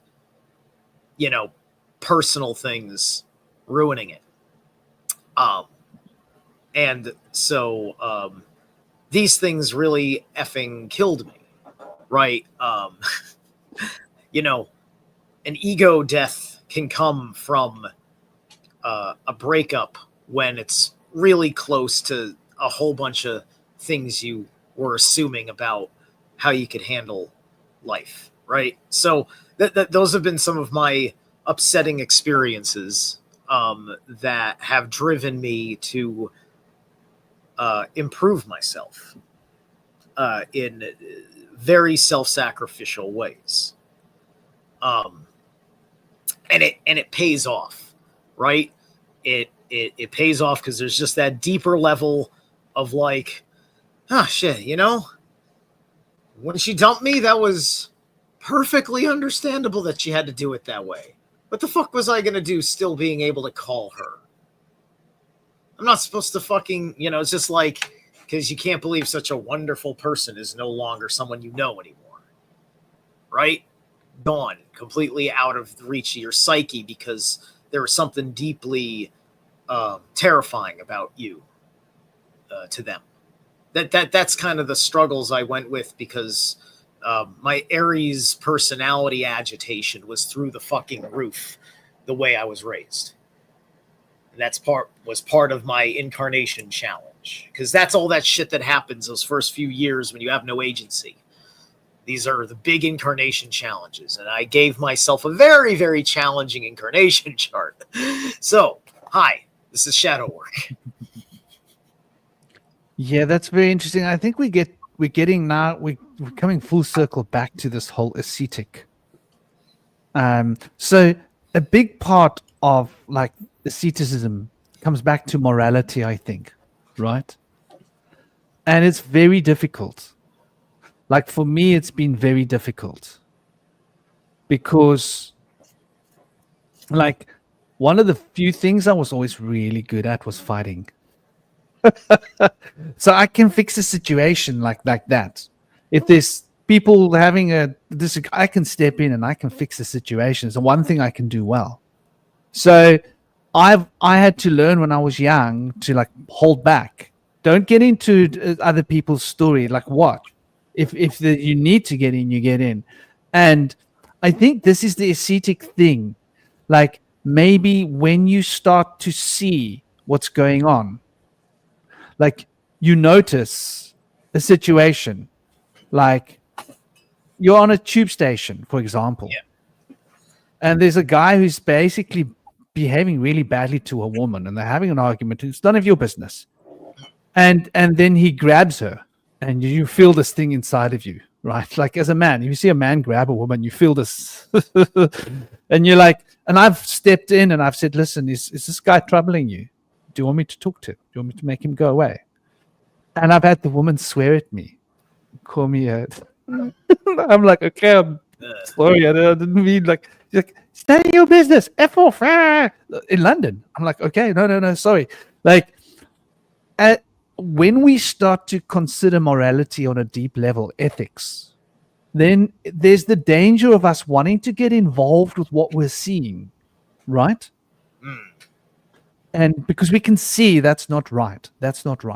And because there's a certain degree of altruism that comes with practicing mysticism, because it's all about being who I am, being true, and facing fears and stuff like that. So you've basically working with your shadow, you're facing your fears, you're more likely to act if you need to act because you've done your shadow work. And then you're looking at the morality and the ethics and the situation. I think this is why often many mystics have chosen ascetic lifestyles, so that they can step out of society and go and work their own shadow instead of working other people's shadow, if that makes sense. Because when you're in a setting with around people, there might be this impulse to want to help other people, right? Which is what would lead someone towards an ascetic life to begin with. You know, I think it's terrifying that, you know, like shadow work ought to be like a prerequisite to being a goddamn fucking therapist, psychiatrist. Yeah. Wouldn't anyone fucking think? Right? But this is, you know, this is why one of the things I really liked in the fourth Matrix is that the, you know, although he was acting as psychologist, the our antagonist character is called the analyst, right? And, you know, they just play this off like it means psychologist in the film, right? But it's to understand that all he's doing is analyzing Neo's thoughts and emotions and, you know, trying to keep him on agreement with him, saying, as long as you're agreeing with me, you are sane and you're doing great, kid.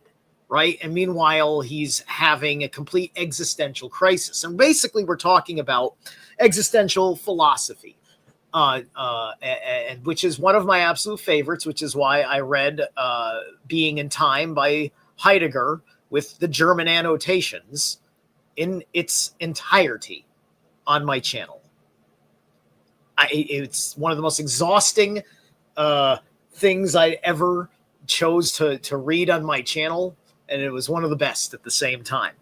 And because I realized that this just, you know, existentialism, as Being in Time puts it out, is an excellent infrastructure to learn how to expand your awareness, because it literally, he kicks you off with just immediate sensory until you're working into the invisible, working your way out.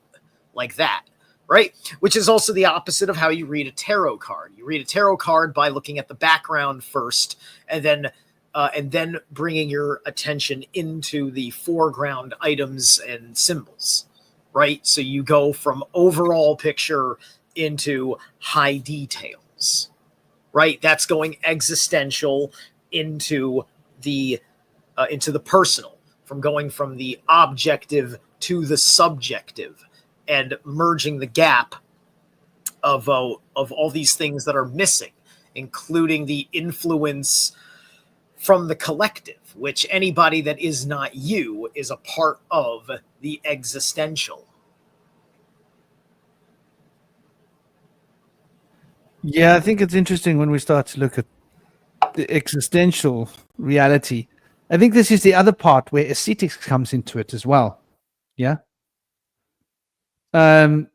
Because ascetics, maybe the reason why ascetics has always been on the bill, yeah, is because the proverbial harmony of beauty that produces peace, that is a fundamental part of nature's expression, is the key to producing a state of inner harmony. And so, for example, you see me here cranking away at the old frankincense, as an example, right? And what is this? Oh, this is okay. That's a different one. That is black storax. Ooh, black storax. I like it. But so I'm always cranking away at burning these things, and this is a part of aesthetics. This is why you'll find the ascetics and the mystics are always burning incense, for example, because the aesthetic quality of the odor and the sensual experience of the smells of the resins burning aligns the mind with harmony and beauty. And like you say, you know, having existential breakdowns, I think, is what basically the mystic and especially the aesthetic the ascetic is really, that's their business. So by burning these beautiful resins and flowers and petals, they bring out these terpenes that have a really wonderful way for regulating and balancing the endocannabinoid system. And so these terpenes have a fairly substantial effect on our mood, and they help to tune and tone the hypothalamus's actions and how the pituitary gland is working on the hormonal field. So there's an interesting perspective, to these existential crises, which in order to awaken, there must be an existential crisis. And this is something that I actually wanted to bring up. We think of asceticism as something that a spiritual warrior does, but it used to be a part of our culture. Everybody had to have an ascetic experience.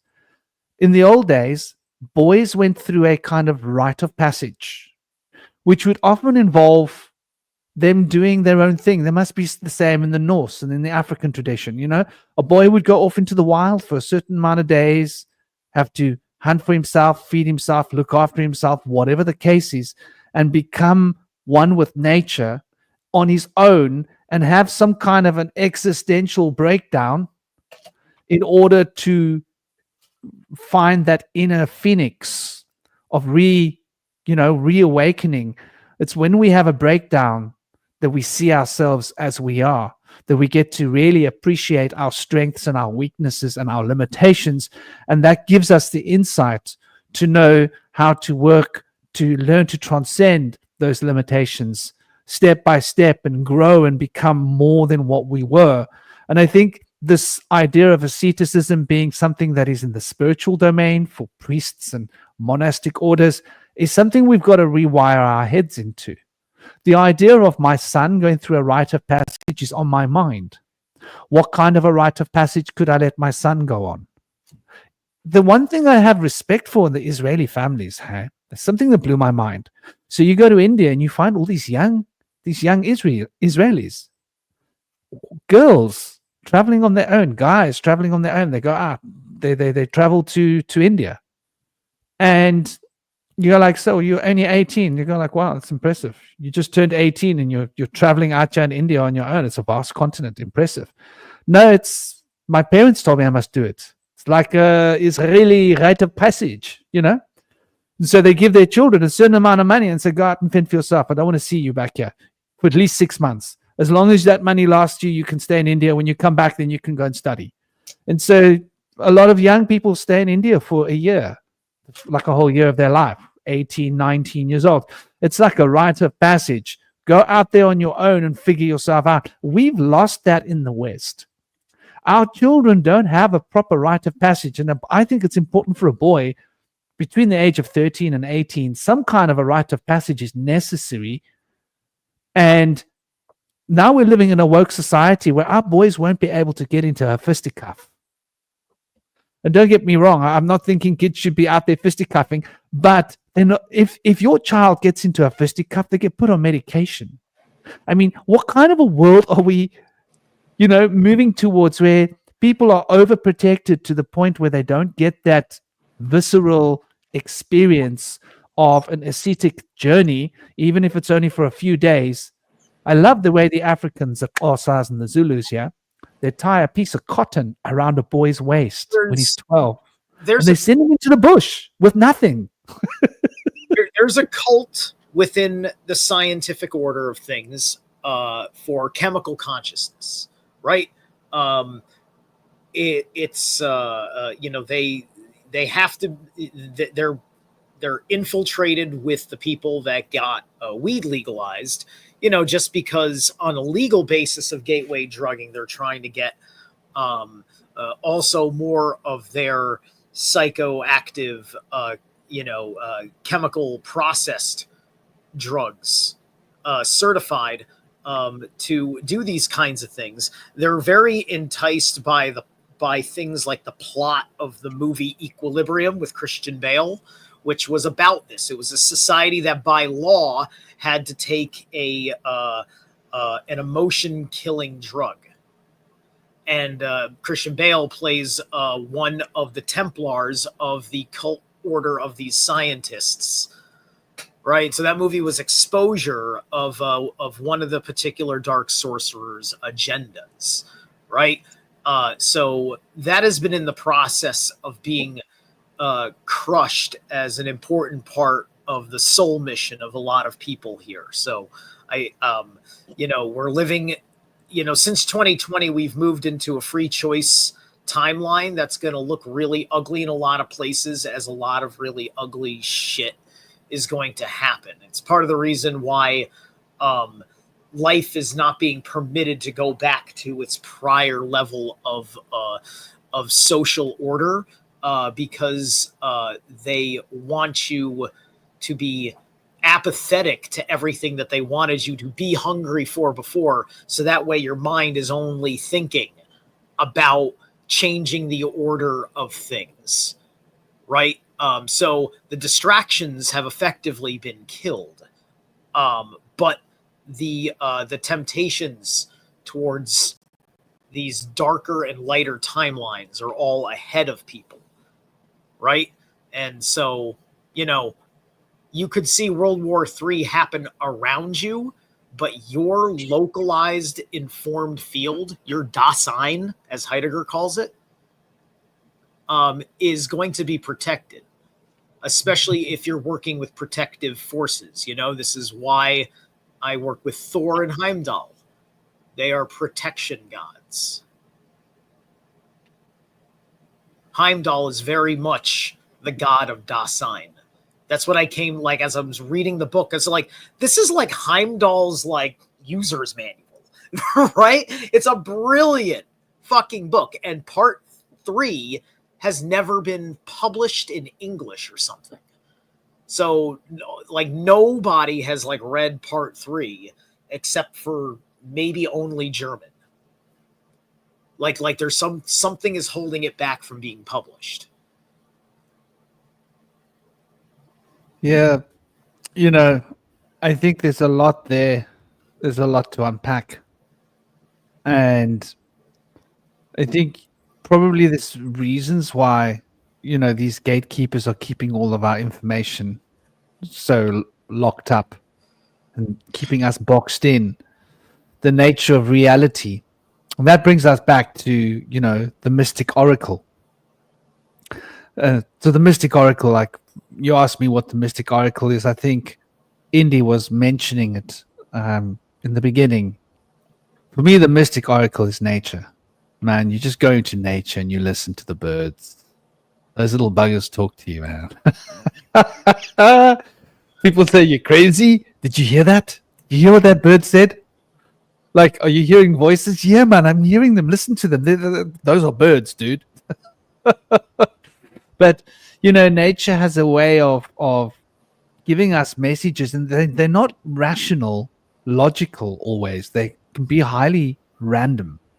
But these free association thoughts that can move with certain things that we experience and see in nature can sort of point a finger right back at us, or it's something that's happening in our lives and give us some very powerful insights. And I think this is one of the pull for the ascetic to the wilderness, because asceticism for me always relates to being in the wild. I know the Catholics have done it in monasteries and stuff. Yeah, okay. Where they get together and sing in monasteries, that's all fun and lovely and all. They make pretty music, nice arias, lovely chanting. I don't have anything against that. Don't have anything against the monastic order. Although I've had bad experiences with the Buddhist order. I've seen a lot of stuff that I almost wished I hadn't seen of, these orders. I think whenever you got an organized religion and an organized order, ordainment, and who's a hierarchy of monks and a lot of money running through an organization, you're going to end up with a certain degree of corruption, because there's power. Like we were reading about the thing that happened in Thailand. I saw stuff happening in, Nepal. I've seen stuff in Sri Lanka. These so-called monastic orders, the one's Theravada and the one's Nepalese Buddhism. I saw stuff in the Indian orders in the north of Kashmir of the Buddhist orders in those monasteries when I went there that I didn't look very healthy to me. So, I think like the whole ascetic tradition in the past involved someone going off into the wild. Basically, that's what it comes down to. And that's where the oracle speaks to you. And the oracle, I think, is a natural state of being. It's where we start to intuitively recognize that there is a deeper self and that deeper self is speaking to us. But that deeper self is also in a perfect state of synchronicity with our surroundings and nature. And so we learn and realize that nature is in synchronicity with that deeper self, because the deeper self is an expression of the consciousness field that is expressing nature. So these animals, these guides that come with these animals are really parts of ourselves, but they're also parts of the same consciousness field as one unifying universal field of consciousness that connects us all. So in the sense, there is this powerful experience of the oracle. And I think that this is what comes back down to, that initiation rite of our children going out and different rites of passage. Rite of passage, my son is going through, he's turning 9, right? Next weekend. So I have bought an air rifle. Ooh, this is a big thing, right? He's 9 years old, he's going to have his first air rifle. But like now this, the rites of passage, this is strict. Daddy's going to control this gun. He's going to keep it locked away, The shooting is going to be, there's the target. This is how it's done. There's an element of discipline that's going to now become like a part of his mission, because I think children should learn to shoot in this modern day and age. I'm not one to have a gun in my home. I prefer a katana. I'm old school. But God knows what kind of a future our kids are moving towards. Guys, God knows what kind of a future our kids are moving towards. So teaching him how to shoot is an important thing. So I got a little air rifle. He's so excited about it. It's sort of a rite of passage. But I think there needs to be this rite of passage with nature. Oh, you got yourself a hunting rifle, have you? Savage. Right. Ooh. Yeah. Yeah, no. So I do think that there is this part of our society that is keeping us locked in, and we feel this need to break out. And like you say, there's some writers that give you like a whisper in the ear, something's not right. George Orwell, Animal Farm, George Orwell, 1984. What are they telling us, right? They're telling us that society is becoming very contrived. So how do you live in a contrived society without breaking out? And how do you break out of a contrived society? So is there a necessary phase of one's spiritual path that one should probably practice asceticism to a point? It's not necessarily something you do your whole life, but there could be a value of going out, even if it's going out for a week, into the wilderness for a hike, to be one with nature and to be disconnected from the world, and just to be like you got your rifle. You probably go hunting, don't you? You go out for a week into the wilderness. You could be hacked by a bear. You don't know what's going to happen. You're a little bit at the mercy of the elements, but there's just you, nature, and there's this feedback loop. The proverbial oracle can be born. So what do you guys think about that? I think, does somebody else want to go first?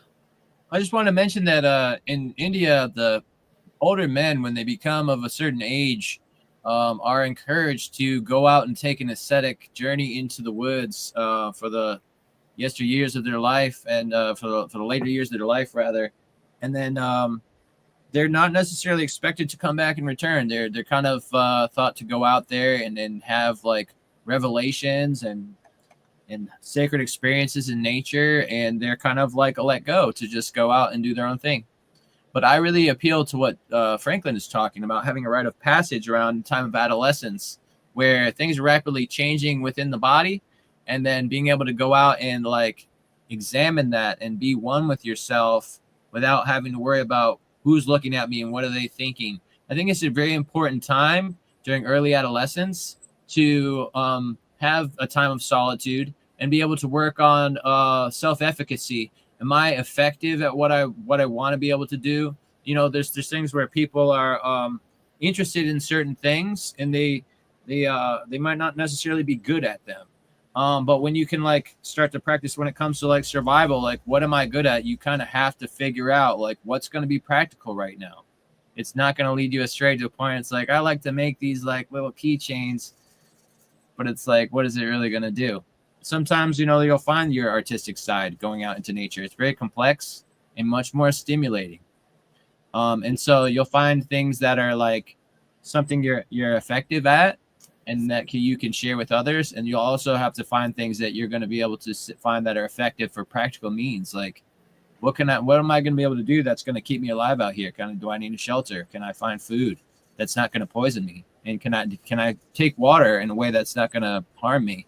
And I've seen a lot of times people have been posting up ways to purify water in nature. If you don't have like water filters or society, you can kind of use like sand and charcoal to purify water. And so like things like that, if you learn some basic things and then you have to use them, they're going to get more hammered down. So you remember those and you can pass that down to your kids. Now, if you just read about it in a book, maybe had a discussion, it wouldn't be that resonant with you as if you had to actually use it to survive in the wilderness, and you can show somebody how to do it by hand. A lot more tough. I would add that I think you'd want to do that, you know, because we all want to bring back the, you know, the spiritual, the magic into the life, right? So the ritualizing of that component is like you're looking at the practical and the tactile that you definitely want to be involved. That's kind of like laying out, you know, your skeleton of what this rite of passage is. And then you're going to find the right mythology, the right, like, incantations, if you will, about things, because you're doing it at the age where he's still, like, you know, an adolescent. He's still got the magic in him, the wonder. You know, we're talking about the same age as, like, Stranger Things season 1, right? There's a reason why we resonate so much with, you know, 1980s film about, you know, middle school kids on bikes saving special little beings or whatever. Like, you know, like you're getting a vicarious rite of passage. And so that's why so much of this is in the American psyche in this way, because they don't have a rite of passage of their own. They saw a demonstration of a rite of passage and was told that that's an acceptable level of growing up, right? So you're going to build a mythos around this rite of passage, so that way it sticks with them on a heart soul level with deep meaning that is going to give them wisdom that's going to unlock possibly for the rest of their life. Depends on how hardcore we're looking at here, right? You know, is this going to be a thing that lasts a weekend, a week, a month? How long is the rite of passage? I would go no longer than a month for anything initiatory. Yeah, luckily when I was a young youth, adolescent, I was forced by the state to go on a rite of passage.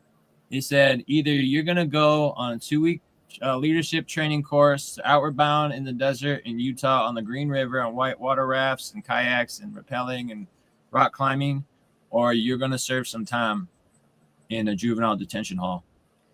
So I thought to myself, hell, I get to go on a free trip. This is awesome. I love nature. Great. And I did really well. I did really great on that trip. And I found that I am a good leader and I have integrity. And I learned that about myself from the journey. Because a lot of the kids that were forced to be there really didn't want to be there, and they didn't want to do anything they were told to do. So they left us with a lot of burdens. So I was happy to help out and take care of things for everybody on the trip. There was bad mosquito problems, so that was one of the things. The kids were like, "We're not going to deal with these mosquitoes. We're just going to run frantically and wave our hands in the air," and that's what they did. But sometimes your karma is a mix of good and bad, isn't it? It is. I like to see the blessings in disguise. Now, if you think of like so many things as bad, and you're never going to see the good in them, there's the good in everything. And if you can, allow yourself to go through that and try to see that, you can access a lot more opportunities. We had to do what's called portaging a canoe on our head for 5 miles uphill with nets on our hands and face for the mosquitoes, and the mosquitoes would go into the net and just constantly get you. But you can never take your hands off of the canoe or put it down. You just got to carry it on your head for 5 miles. So we did that not only with our own canoes, but we had to go back and get everybody else's canoes too.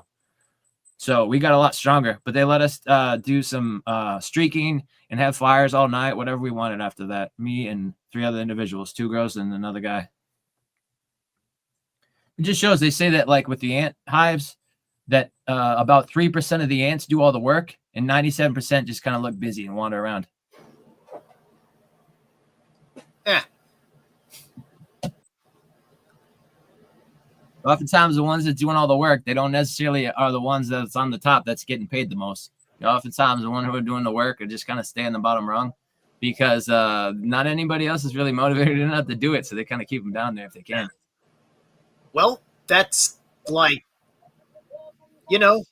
that's kind of like being set for life. It's like, what's today? Tuesday.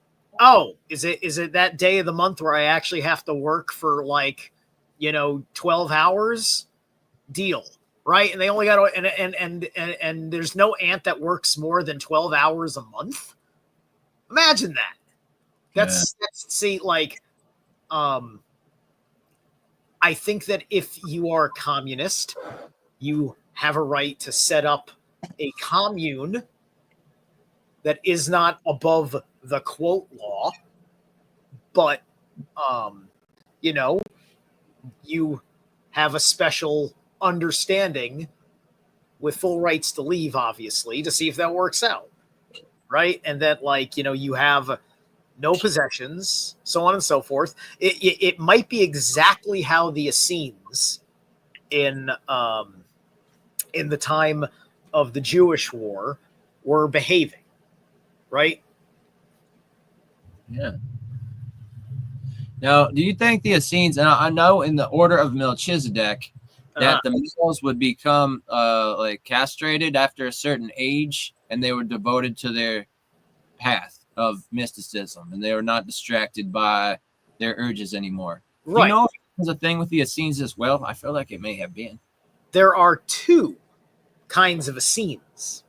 Now, the Essenes that are the extremists are a initiatory order. Now, I only know what I have picked up on thus far from the Jewish war and from some lectures from Michael Tsarion on the context of the subject. And I don't recall if there's a certainty of castrata, but the initiatory Essenes did not have children because they were hardcore doomsday cult conservatives. They were instigators of the zealots because they are all of the tribe of Zadok, where the Melchizedek comes from, who also shows up in the Jewish war when the temple is destroyed. They call him in. The King of Righteousness is his title in the Jewish war.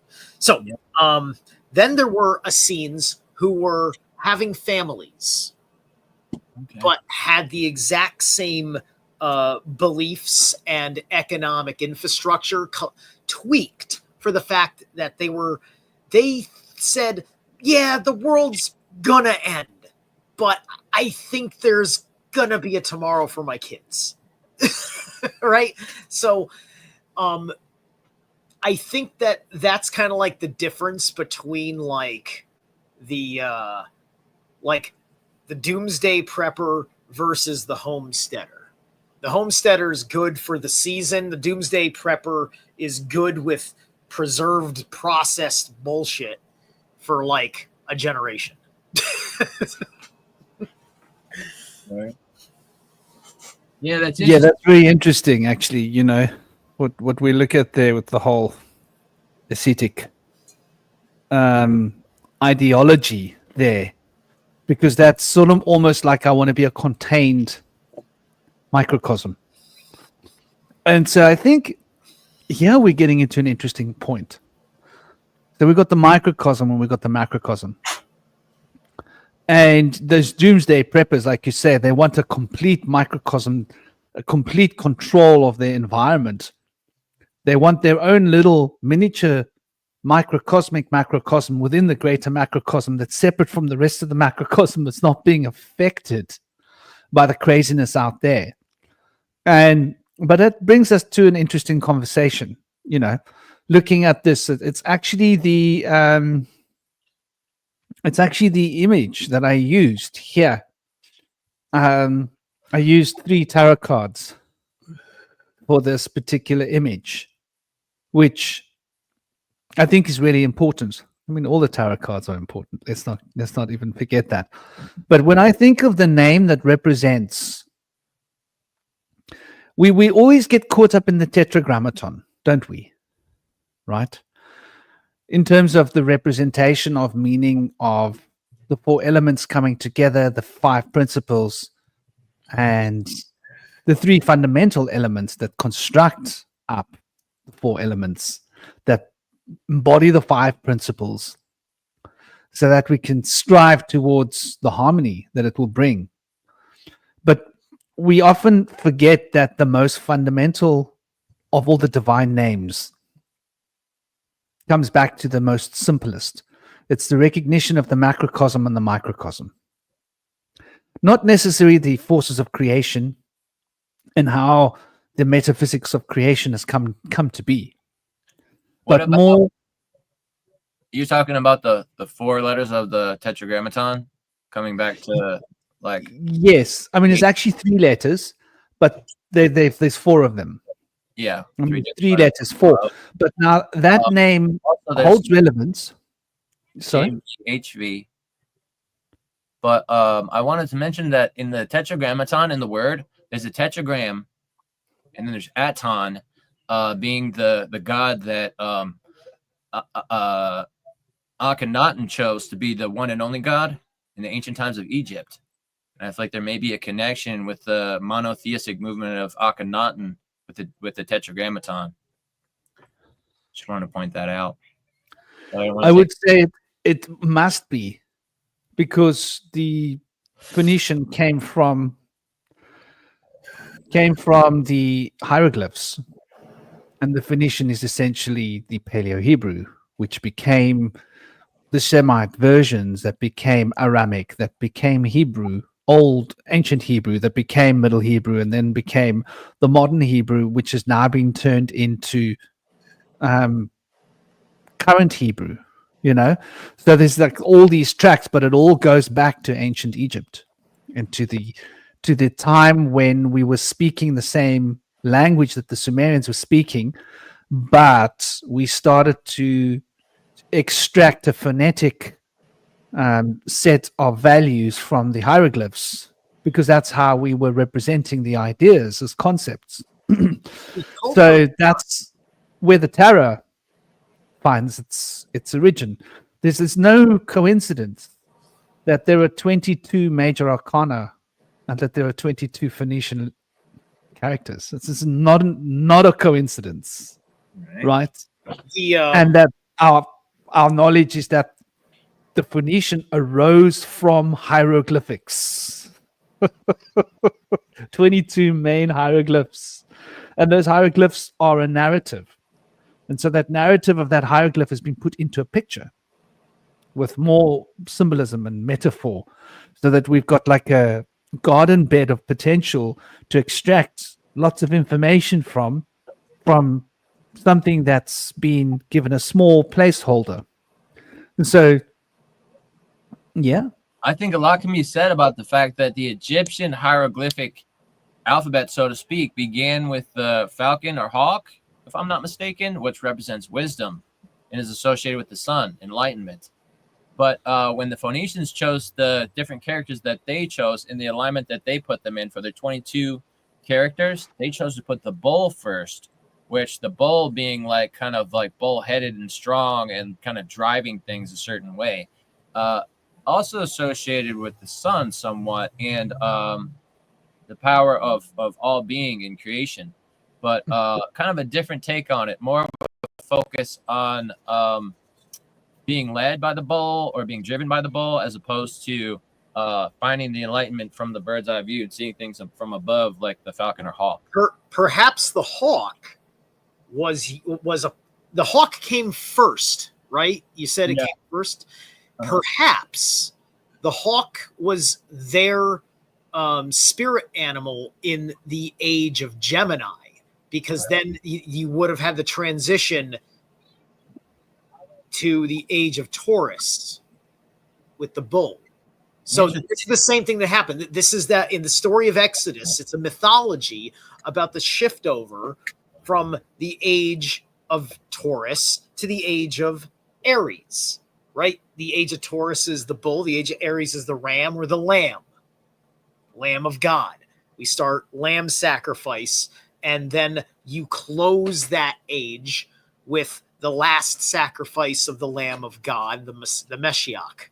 But you guys might have something on this. Did the Egyptian or Cometians have the same animals for the different constellations, or did they have different figures? They probably were very, very similar, because if they're right next to each other, they're sharing the same near natural environments. So there's near languages, right? So it's all going to kind of convalesce together. They're experiencing the stars at about the exact same time. They're looking at the same heavens, as opposed to if you lived on the south of the equator. So here's the deal. The 18th dynasty was part of an infiltration plot by the cult of Set. Set is the god of foreigners. This was the foreign influence, and this was bringing in the imposter Anu Elohim that had been brought in by the dark occultists in Sumeria, who were trying to create all the imposter gods, which is why, by the way, the northern mythologies are so they don't quite have things explained the way the more southern do, because we emerged out of the Ice Age, where these civilizations are pre-Ice Age. They're being closer to the equator, their ecosystems were the last to get hit, which is why you were getting dinosaur sightings during the age of exploration. What was it? Marco Polo's diaries. He was explaining dinosaur encounters. This was some of the last parts of the Earth, because the dinosaurs were kind of like the Nephilim, where there were, the giant, like there were some giants afterwards of the flood, as it was explained, including King Og, right? So that means that the animals and this megafauna would also be there. And this is evident, the redwood forest, those trees are about half the age of the ones that were cut down at the turn of the century during the cover-up of what was found here. Fascinating. And I feel like the hawk will trace back to Ra, and then later on to the son of Osiris, Horus. But Ra going back to like the primordial creator of all being, which most people have kind of lost track of and just merely associate with the sun. But Ra was the creator of existence, the mind that created the world. So I think it's good to remember that Ra is kind of in a lot of ways the progenitor of the ether that allows all things to hold space, and the mind that created all of existence too. Yeah. On the macrocosm level, Ra is like the center of the galaxy. Yeah, and so that's the hawk right there. Yeah, I think. Shh. Deal. What's the time? Little bugger's coming to. He's got his mother wrapped around his finger, little bugger. Yeah, it's 8:30. Anyway, it's not that late. Just have to keep an eye on him. Yeah, I've been having this conversation with Ronan Bird Dog. Guys, go and catch his show. He's a good old guy. He's a good researcher. We have disagreements about certain things regarding how things fit together, but he does do a lot of good research. There's a lot of good information. He thinks like everything's just been made up. I think that everything's been twisted and perverted, and that they've played with the timeline. They've shuffled some of the puzzle pieces around to confuse us.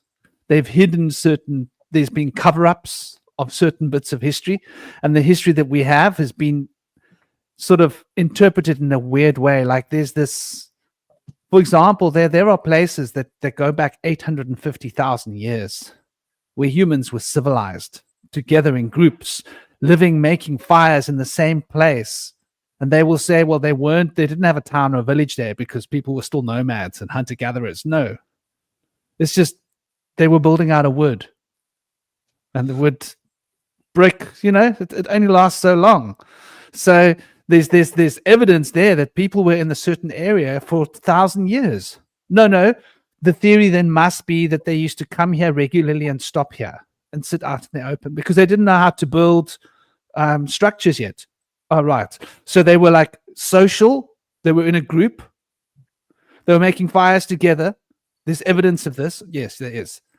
So they couldn't talk. No, they didn't have speech yet. Why? Oh, well, we've decided they haven't had speech yet. I think our history goes back, way back. So like when we're looking at this, I don't agree with the dates and the timelines because they don't add up. We mentioned the age of Taurus. I look at us now and I say, between now and BC, Pisces, between 0 and 2000 BC was the age of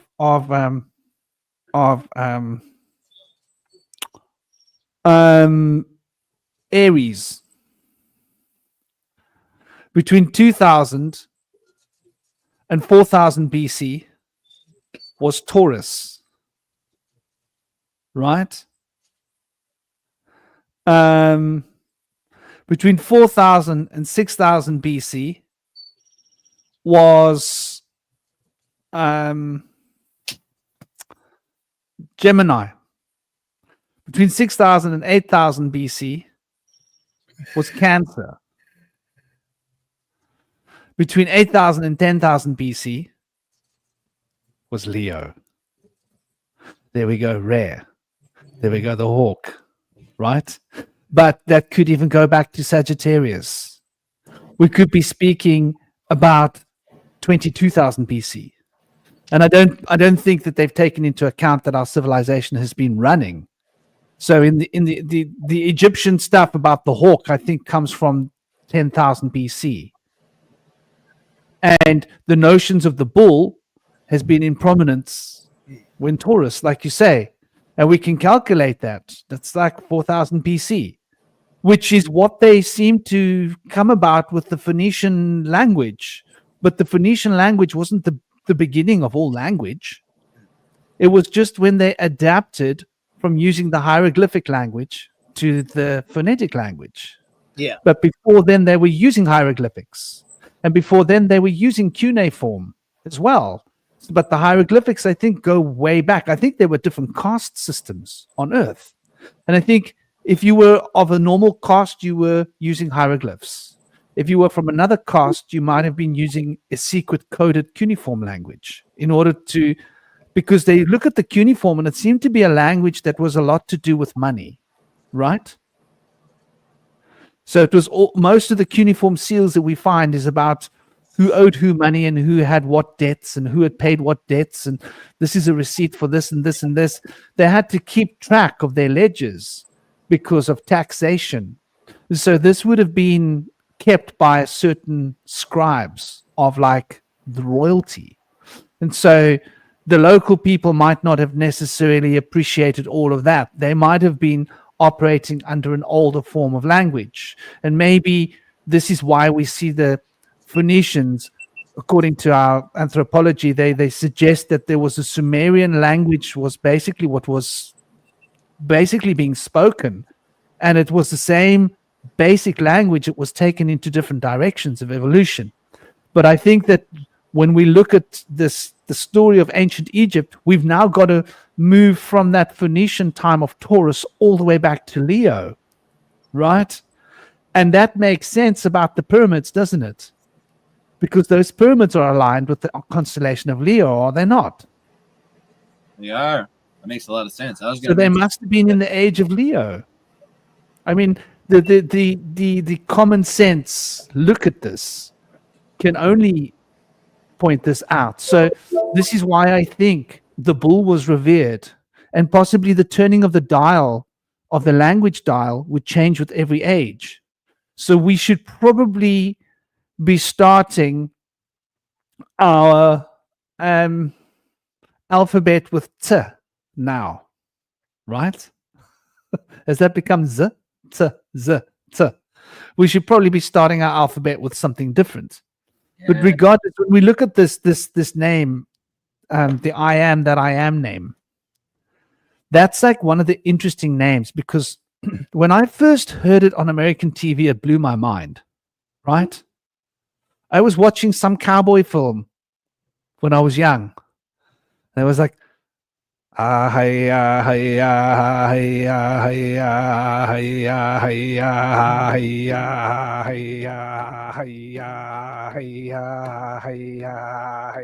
was like, dude, that's like an old form of Hebrew, right? To me, it was just obvious. And like, this is probably one of the foundational names. It also gives us a good track for this Hebrew version of knowledge and how these names have come to be, right? Because Yud, okay, so the tetragrammaton must come from the age before the Sphinx. The tetragrammaton must come from between 12 and 14,000 years ago. 10,000 to 12,000 BC was the time of Virgo, right? The time of the Virgin. And so the tetragrammaton would be around the Yud. So that was a time of great knowledge of power and how to manipulate the elements. And obviously Virgo relates to Mercury, relates to Tahuti, Thoth, or Hermes, the god of magic. So that was a time when we were understanding the alchemical processes, which is what that name, the tetragrammaton, is really all about. It's an name of alchemy. But the name of and let's crank it up here. Let's crank it up here. Let's get the name on. Let's get the name going.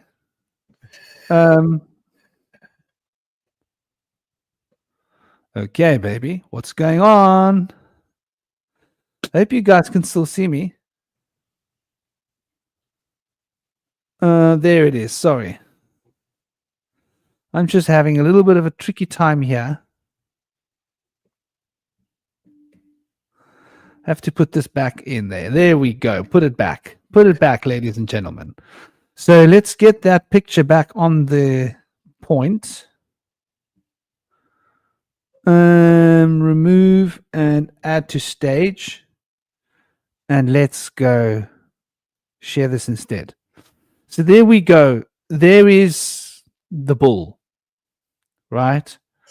There's a hieroglyph for the principle of the bull, the Aleph, the fool. The release of the breath. You can literally see him releasing the breath, can't you? And then we've got the next idea, which is the emperor, which is Aries, right? Which represents the window, right? And the of the breath. That is the direct, heavy, outward breath of action, right? When you strike in martial arts, it's because you got to powerful action of the warrior requires that powerful out breath. You can't do it without it. So the hair, and then of course we now need to also that sperm, the yort, that initial finger that we see pointing down in that famous painting by what's his name?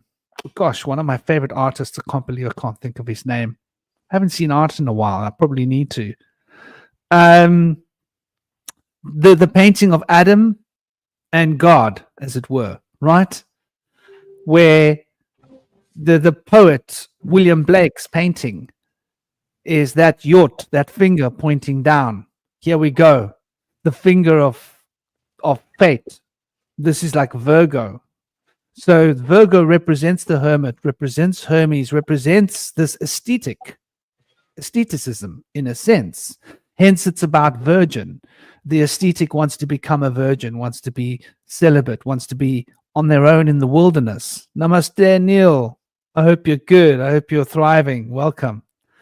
So, yeah, William Blake was pretty cool. That dude was like fully out there. He was one serious bloke. And so we've got the hey, and then we bring it back to close it off with the hair.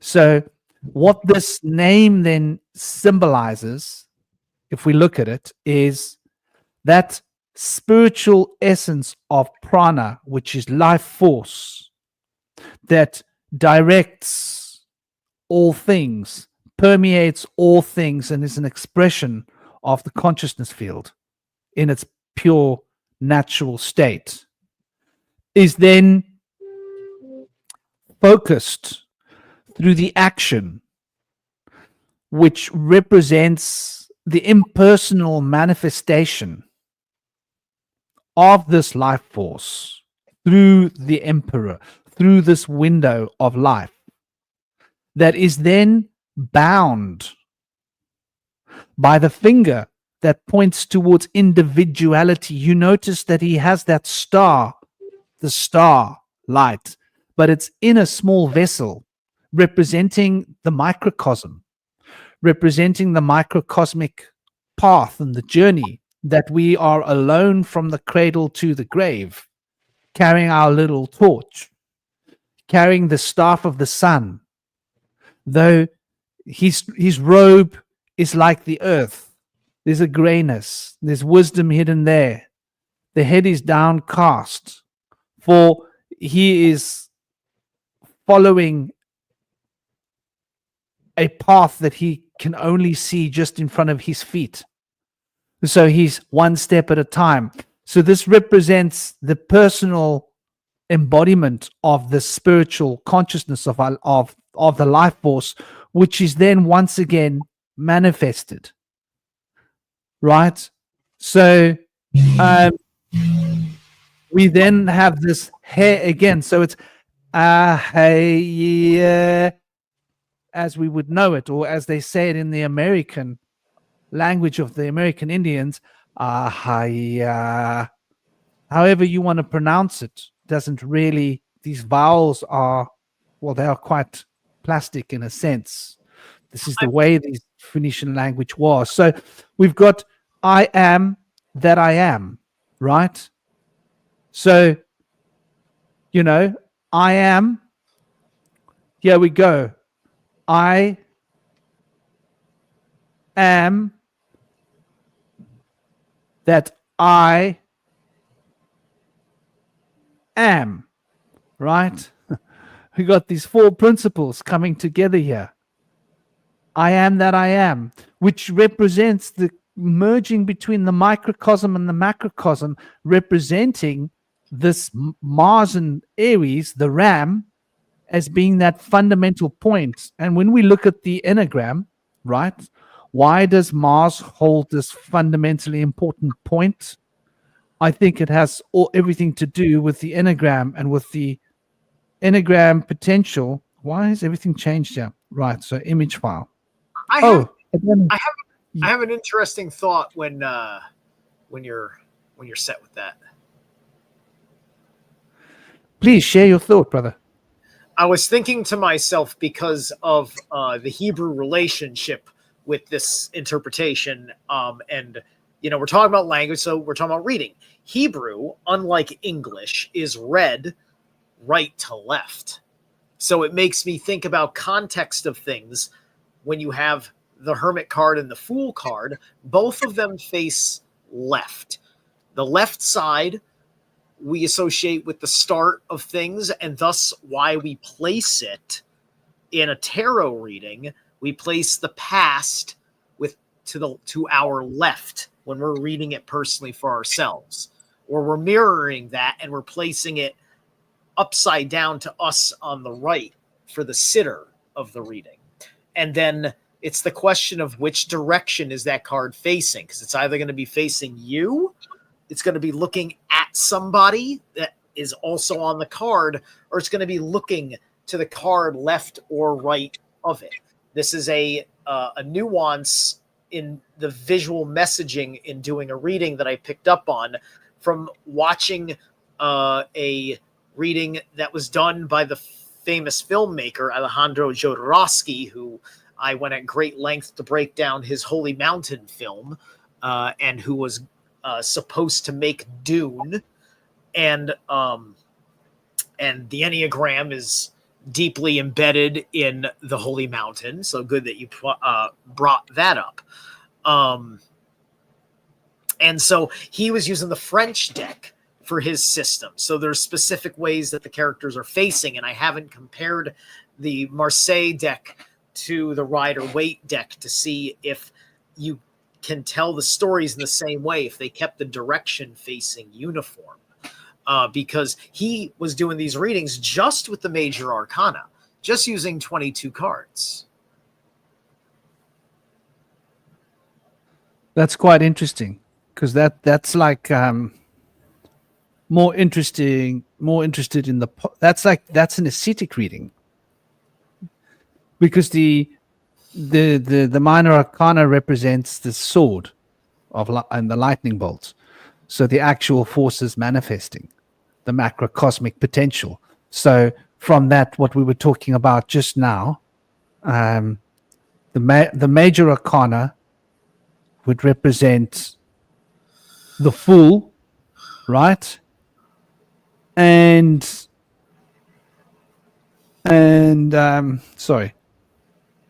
would represent the Fool. I hope it's on the screen. Yes, it is. Good now. And Aries. That's the embodiment of the ram, physical body, right? The macrocosm, the body of the world. But then the microcosm would then represent the hermit as being like a little bit separate from that, and the body, physical body of the hermit. So the microcosm is me in my physical body, in the universe, in its physical body as a concept. So when we are looking at reading with just that, we are really focusing on essentially this, the hermit, which represents that deep inner realm of the microcosm. So it's more about the serpent path, the path towards salvation, if we can call it that, the path towards becoming aware of our own internal mechanics, where if you were going to read with just the minor arcana, you would be more focused on the path of the Fool, of Aleph. Even though Aleph does represent the journey, in a sense, Aleph is the fundamental primal life force. It's that permeating through everything. So it's a very interesting concept, reading with just the major arcana. I used to read with I actually preferred. I used to do a lot of tarot reading, maybe not so much in the last quarter century, unless clients specifically asked me to do a tarot reading for them. Then I've always got a tarot pack around for that, because sometimes people say, hey, would you give me a tarot reading? And I'm like, yeah, okay, I can do that. It's something I've done for forever. But working with the major arcana is somehow very personal, very much about your spiritual alignment, about your inner nuances, about where you are at as a person and how you are relating to things personally, which is really, I think, relating to the spiritual dimension. And the for example, when we look at the different forms of astrology, we look at sidereal astrology. And sidereal astrology seems to be much more focused on the microcosm, where this heliocentric model seems to be so much more focused on, the specifics, what's going on around you. So they both sort of interlock and interrelate. So you can figure out what's within you through the heliocentric model, even though it's focused on what's outside of you. And you can figure out what's outside of you with the model from India, even though it's really about the model from within you, because as above truly is as below. So there is this fundamental, reflection and resonance. But it's an interesting perspective. So yeah, the Enneagram, why Mars? Why Aries? When we see, this is the Enneagram that the Chaldeans used to use, right? This isn't the new age one that was created in 1920 by George Jeff, which isn't actually a true Enneagram. That picture that he creates is some weird kind of demented shape. An Enneagram represents aesthetic quality, right? The aesthetics needs to have a sense of harmony and balance. All things come back to the same point, which is what we can see here. There is a sense of, you can turn it any direction and it's still the same thing. You can take a hexagram, you can rotate it, it's still the same thing. You can take a pentagram, you can rotate it, it's still the same thing. The aesthetics is correct and true. That new age Enneagram symbol is a little bit dodgy. I mean, if you take a look at it, just because it's unconsciously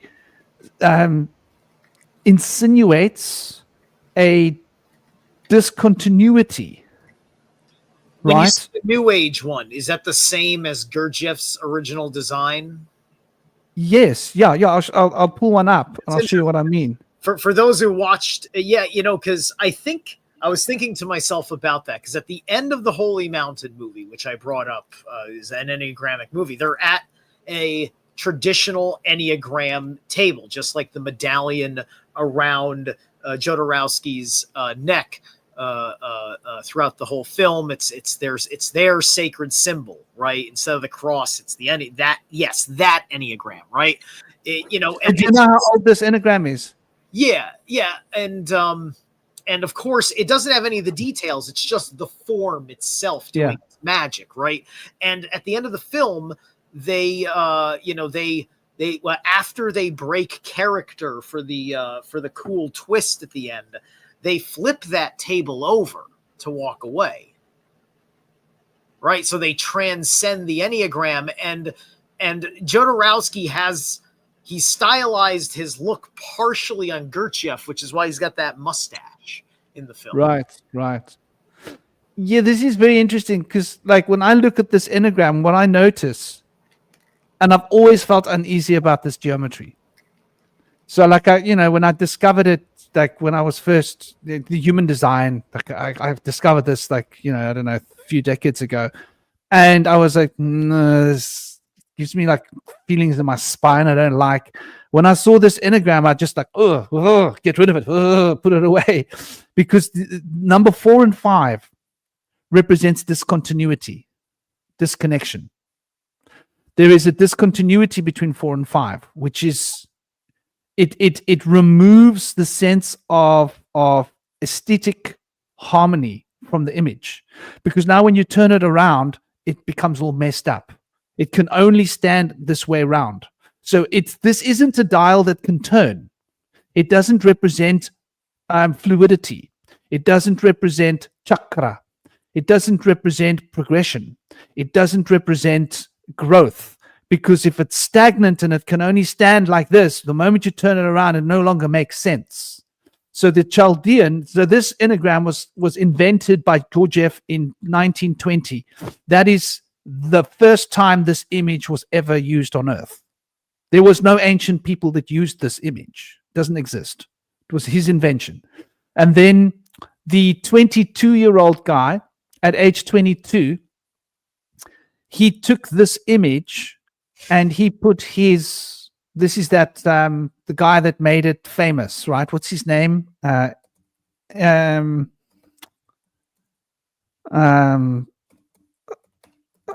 like Sorry?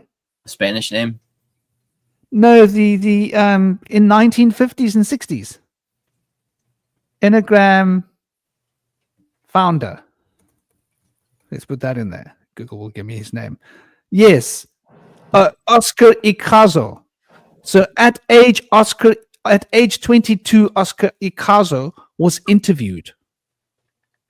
I don't know why he got interviewed at age 22, but he was a big shot by age 22, which makes me think, suspicious.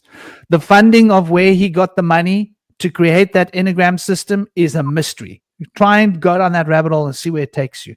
Even within the Enneagram Institute, they speak about it being the greatest mystery. Nobody knows where the money came from. Well, does anyone know why on earth a 22-year-old was being interviewed in mainstream media? Nobody knows. Who did he know? He must have had some substantial connections, economic connections, who knew people in the media, people in film business, people in news business, in order to get him known. And at age 22, he presented this Enneagram system. And he said that he had got his Enneagram system from Chaldean Enneagram, right? Now, the Chaldeans used this one. This is the Chaldean Enneagram. This is the one that was used many thousands of years ago. And I think it goes back to pre-Chaldean, but let's just say 5,000 years ago, this was the Enneagram that was being used. And it's the basis of numerology and how numerology and astrology come together, the Chaldean sciences. This is what it is. The Vedic Enneagram is different. The Vedic Enneagram is basically the Saturn square, right? So the Vedic Enneagram is the Saturn square. That's how they depict it in India. And Saturn square and sigil. So the Saturn square and the sigil, that is basically the Vedic version of the Enneagram, because they use it like this. Yeah. So let me remove that and put the other one on. So that's how the Vedic Enneagram looks. And we have composed a seal out of the Vedic. Do you notice the seal as well represents all these ruins, which is very interesting when you look at the seal. I think this goes very, very ancient, the seal. And it represents these numerological associations, which is essentially speaking to us about the number 15. Number 15 is obviously fundamentally the core of the Saturn seal, with 5 at its heart, and all 9 numbers. The Enneagram is depicted here. And this is how a Vedic astrological chart looks. But anyway, getting back to the Enneagram. So number 9, according to the Chaldeans, which is where Icazo apparently got his information from, according to the notes about him, represents Mars and represents that aspect of altruism, which is the body of Mars, which reflects itself in 2 forms, Aries and Scorpio. And that altruism is related to manifestation. Mars is a highly manifestational power. It makes you want to go and be an activist because you want to do things. Mars is the first, Aries is the first sign of the zodiac because this is where the action starts. Pisces is the whole internal journey, which has come from Aquarius, but by the time Pisces steps into Aries, Aries is let's start moving. The movement starts. This is the beginning of activity, the beginning of the physical form moving, manifesting. So that aspect of the activist represents the physical body, in a sense, in Aries, which is why the first house of your zodiac astrological chart represents your physical body, right? Your first house, which is got the shadow of number 9 and got the shadow of Mars and Aries in the first house. And they will then plot your houses in accordance with the signs that sit within that house to tell you about your physical body in astrology, whether it's Vedic or that's basically how they work. So getting back to this image now, why this is so important, right, in this name.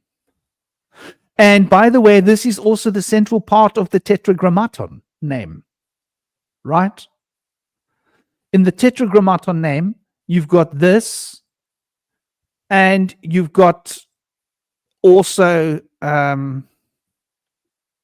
this, right? This is the first part of the name. Then this is the second part of the name. And then the Hierophant is the third part of the name. For those that don't know the Hierophant, I'll dig him up. But I'm sure you guys know the Hierophant. Hierophant. I'll just use the weights so that we're in the same language group for symbolism.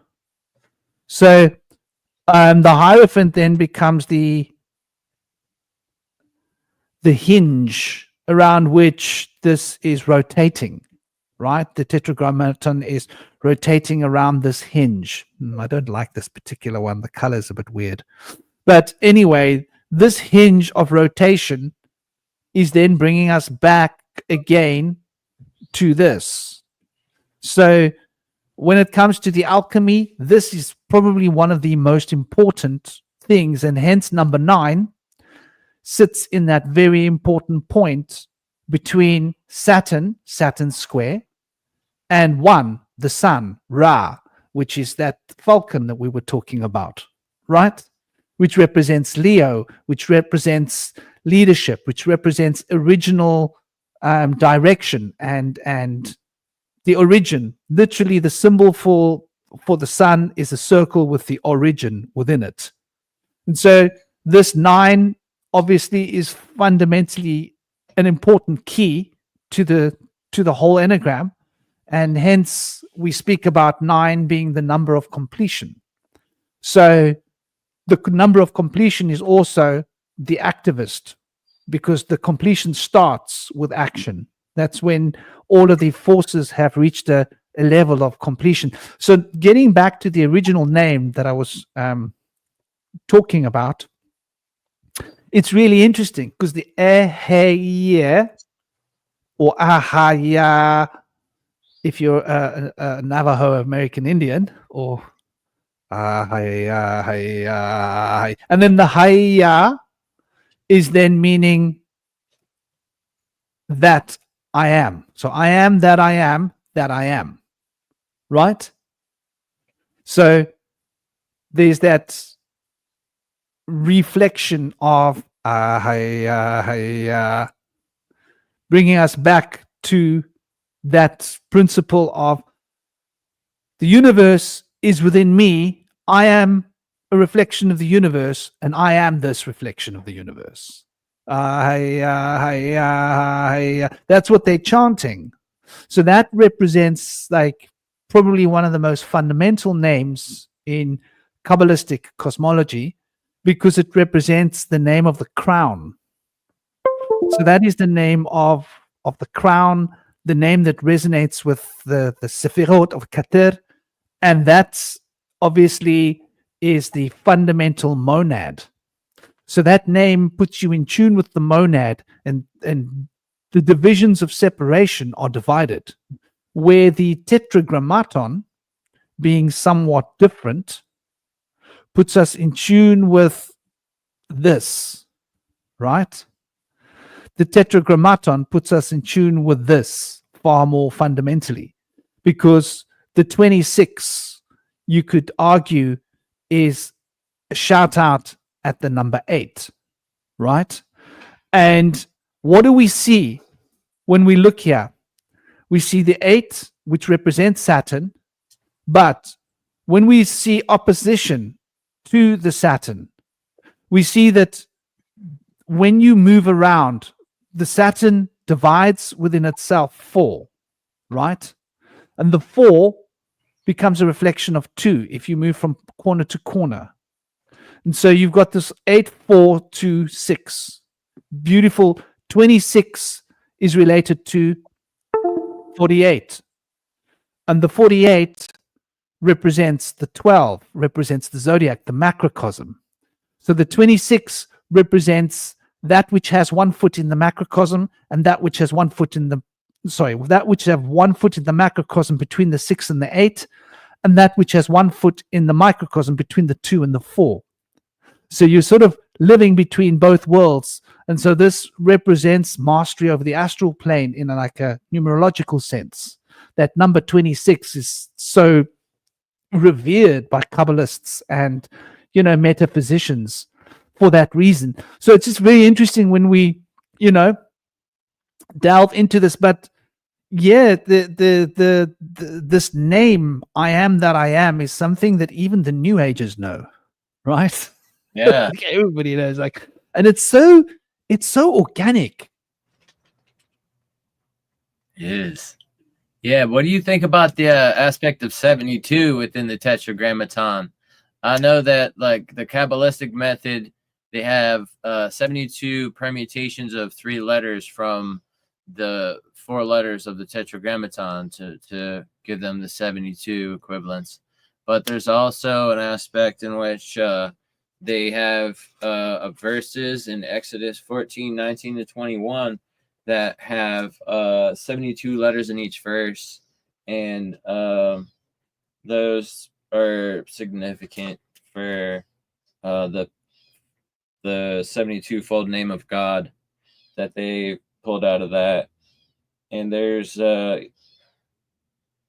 also an aspect of like 72 angels or 72 demons that they've associated with that from the Tetragrammaton, and that can be interpreted also as like something within through self-mastery. We can understand the 72 angelic aspects and 72 demonic aspects that need to be worked on in their respective ways within us.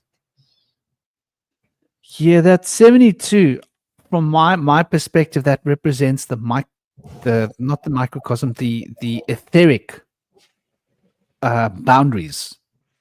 So we've got the astral and we've got the etheric. And so we've got that there's sorry? like the flower of life has like 36 circles, I think. But if there's like an upper and a lower flower of life, there's 72. Yeah, so 36 times 3 is 108. Yeah. That's the astral plane. Right. It's mapping out the astral plane, the flower of life. And so this is like why in India the 108 is revered.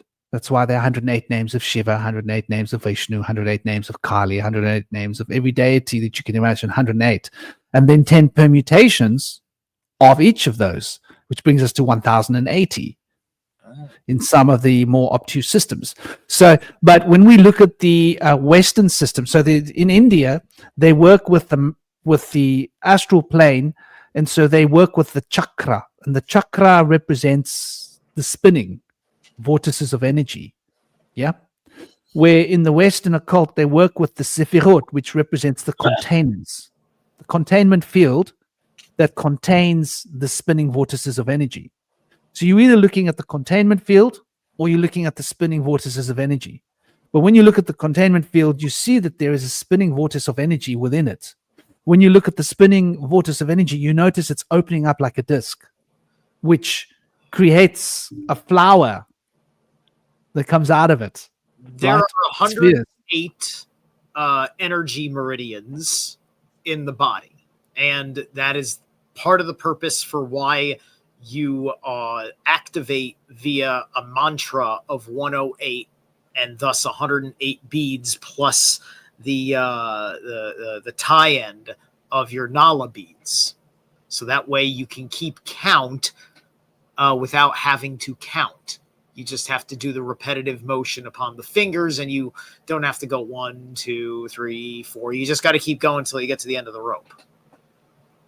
Yeah, like my mala is this is a 54. So I have to go from one side to the other and go back again to make 108. It's just more practical because it's big bead, right? Yeah. I was going to wear. That's the Catholic mala, eh? The Catholics have got 54. The Catholics are 54? Yeah. Maybe some Catholics do 54. Like I think I have there are rosary beads in this house in various places because I was raised Catholic. And I don't know if I counted, but it's definitely way more than 54. I think it was way more than 54. It looked like way more than 54.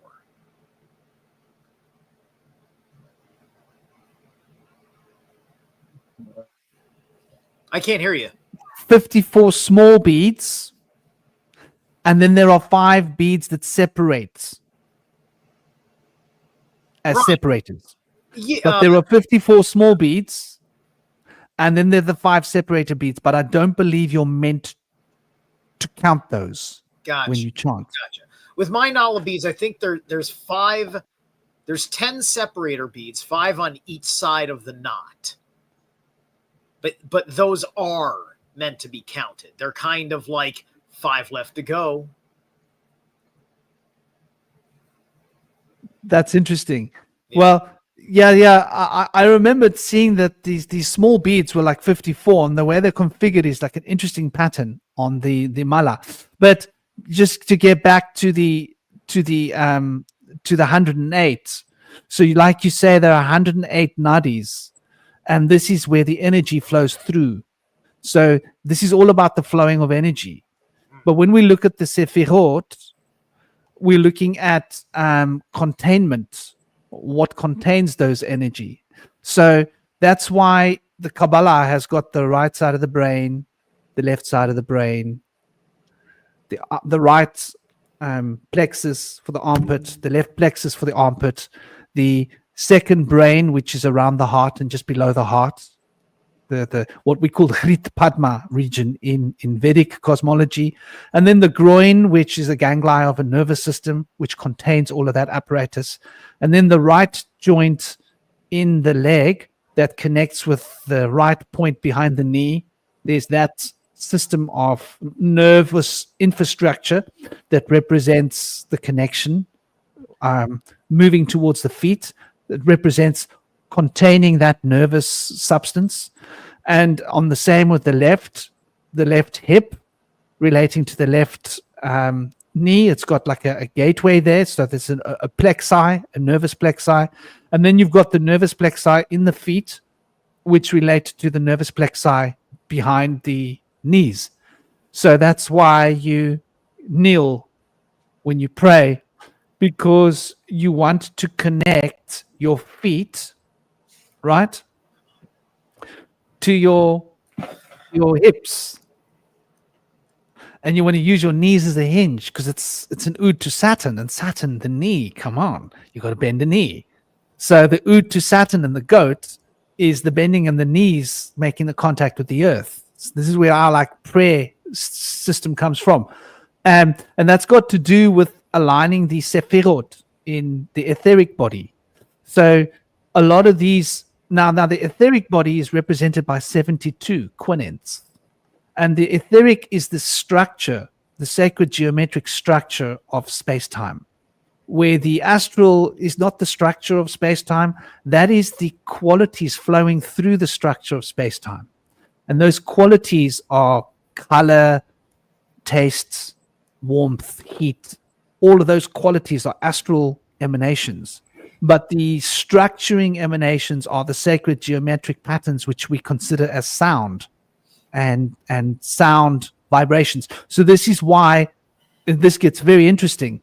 When we look at the 22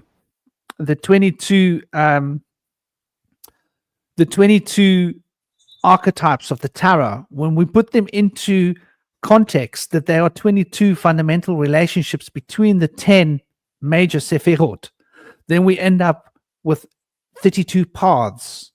And when we take that 32 paths and we recognize that there are 32 paths operating within me, and there are 32 paths operating above within the macrocosm, there's 32 mirroring 32, and together they become 64. So here we're in the I Ching now. And the I Ching are looking at these 64. So there are 64 orders of angels specifically.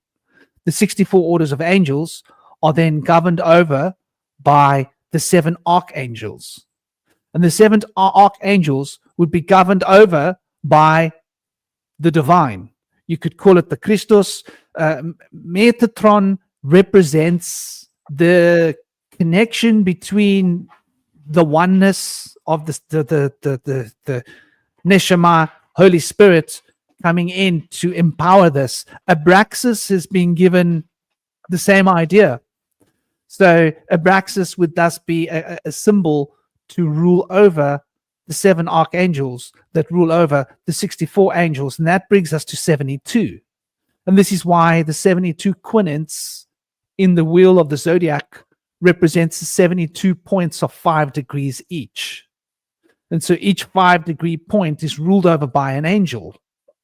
And that there are the archangels and there's the fundamental angel. And in ancient times, this is very interesting. This brings us back to the Saturn square again, because it comes back to the Saturnian turn of events, that number 9 on the enneagram, which is the sort of fundamental point that we're looking in. And it's interesting, yeah, when we look at 9, 3, 6, right? So that triangle that connects the 9 is reflecting the 9, the 3, and the 6 within that triangle in the enneagram, which, you know, in itself speaks volumes, because the 9 plus 3 is 12, plus 6 is 18. So this is 1 and 8, which is 1 on the one side and 8 on the other side, creating this 1, 8, 9 little dance between the what becomes the workaholic is probably a bad name I invented for this number 8, but it represents Saturn, it represents dedication, it represents sacrifice, it represents being focused on the task and success, and that's what rules your world. You show your love to your family by making success, by making money, by giving them a safe space, by creating an empire, which is what Saturn represents. Like it's about agency, it's about power, and using that power. Sorry? Oh, when you're done, may I share screen? Yeah, by Cool. Oh, he kicked himself out of the chat. He needs to hop back in. There you go. You hit the wrong button. All right. I wanted to show you. I haven't worked it out yet, but I am. Oh, wait. I can actually pull the file right here. Never mind. I'm going to do this slightly different than I thought I was going to do it. Where is it? With the letter K. You guys know the Keylontic sciences. Share it with us, brother. I didn't exactly hear what you said. The Keylontic science. I have it. I think it's KELONTIC, right? They're working with the stuff that is very much not like the Kabbalah with its containment issues. So this right here, I'm sharing it. Can it be seen? Did I share it correctly? I've loaded it. There it is. Thank you. So here's, I'm kind of initiating myself. I'm starting to pick up and look into it, right? This image is very close in correspondence to the tree of life that I demonstrate while I am reading Stephen Flowers, aka Edred Thorson's 9 Doors of Midgard, because he has a really brilliant tree of life in that book. And these trees are, you see how their symmetry is working, how their connectivity is working. There's a freedom and empowerment that is inherent in this form, the way the nodal layouts are done. Doth has a place. It has, it's not disconnected. It's integrated. It's a divine crystalline structure. And this is the 12 level version of it, but you can knock out the top 3 and the bottom 3, or whatever. Well, you knock out like 3 of them, and you're down to the 9, right? And so this is something that I'm going to be working on and figuring out through my primal animistic understanding of things, my operation of mythos, figuring out what node is operating at what under my my personal research. And I'm giving this to you guys for you to explore and analyze as well. And there's a lot of lessons in any of the Ashiana Dean information, who is kind of like the founder of the Keylontic sciences, right? All of this is Ashiana's work turns ahead on sacred geometry and our current occult practices of numerology.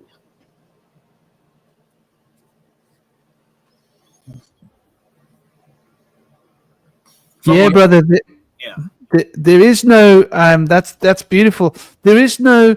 I often have an issue with the way in which the tree of life is depicted, because there is no. I believe that in the past it wasn't depicted as a picture, the way it is. It was a purely conceptual construct, and the Golden Dawn has given us this picture that we all use, which is useful, but I've also often looked at it and gone, So I can understand why people would look at it and go like, There seems to be a sense of discontinuity within the way that the picture. I think it's useful in representing relationships. How many lines here? 2, 4, 5, 6, 7, 8, 9, 10, 11. So 1, 2, 3, 4. 1, 2, 3, 4, 5, 6, 7, 8. That's 12, 13, 14, 15, 16, 17, 18. I'd have to I'd be very curious to see the 22 relationships, if that makes sense. To see how the 22 relationships between those points map out, because that's like the major arcana wants to map out into the minor arcana. So it's useful the way they presented it, because they give a simplified version. But when I look at this, right, I'm seeing a tree of life. This is my tree of life. I know it sounds weird. I'm looking at the tree from the top down. Mm-hmm. So this is the axis mundi, the tree of life.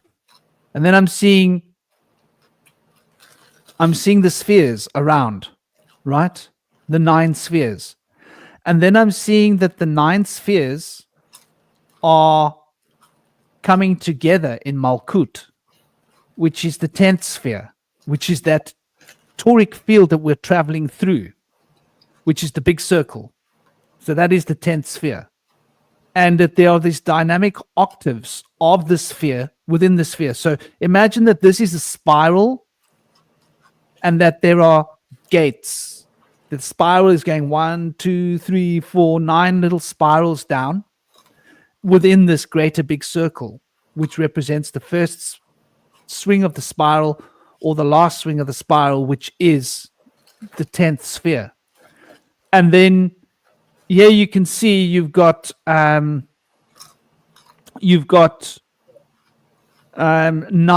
orange paths and 9 blue paths, yang and yin constitutions, which make up the 18 paths effectively. which is connecting everything. And then you've got the structure of the blue and the structure of the orange, and then the structure of the sphere, which you could claim is the Aleph, the Mem, and the Shin, the three mother letters, three fundamental principles from whence all of these other principles are coming from. And then you've got the Aleph, the Fool, in the center, where you've got Uranus, which is the planet that has no number. Fool is the card that has no number. And because it has no number, it represents the life force that is permeating everything. So at the center, in that space, is the essence of Aleph coming out.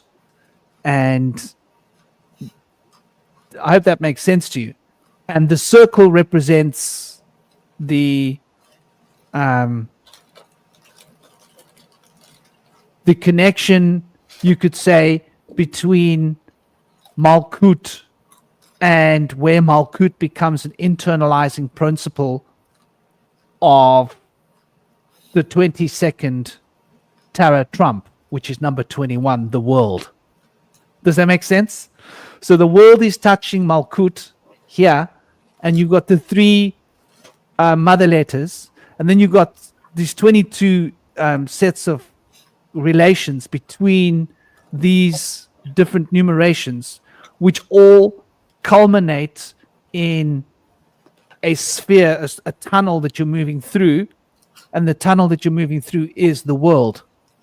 So that's how I look at this as a conceptual tree of life. So this is, I've traded in the other trees of life for this. Hope that makes sense.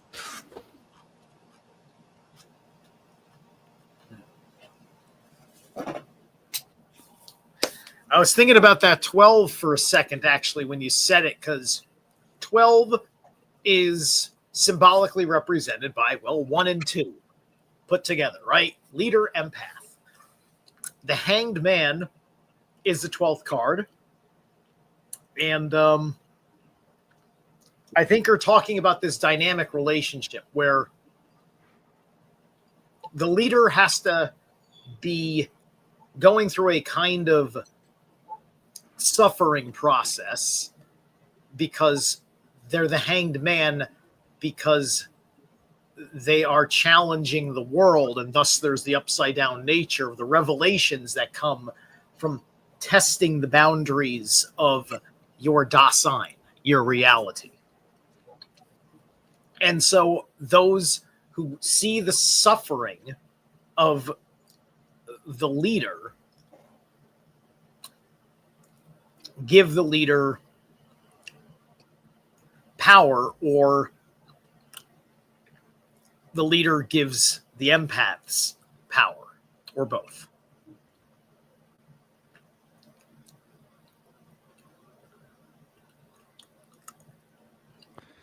Yeah, that's very interesting, that dance between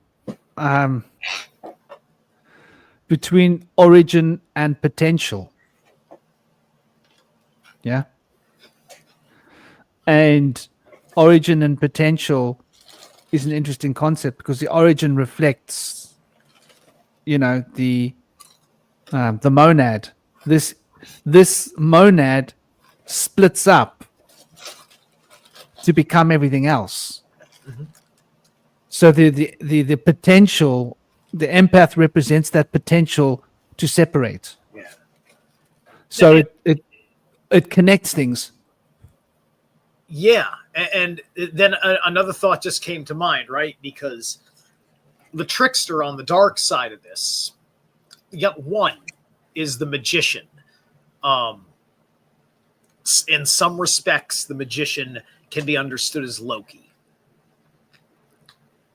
because they introduce you to their idea of the world before you meet the high priestess. And that may cloud your judgment as to what she's trying to explain to you from behind her veil. But I'm thinking of the magician and their assistant, the one who's going to get sawed in half, so to speak, on the stage, right? You're meant to follow the lead of the magician and be okay with everything that the magician is about to do, including murder an empath, because you're going to assure them that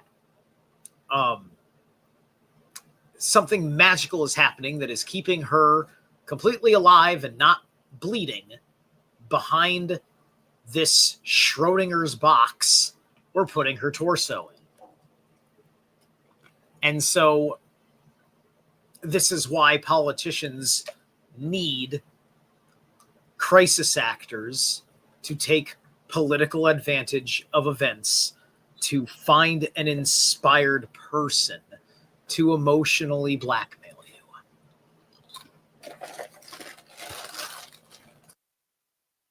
Yeah, man, that is so on point there. You know, there's this whole notion of the magician.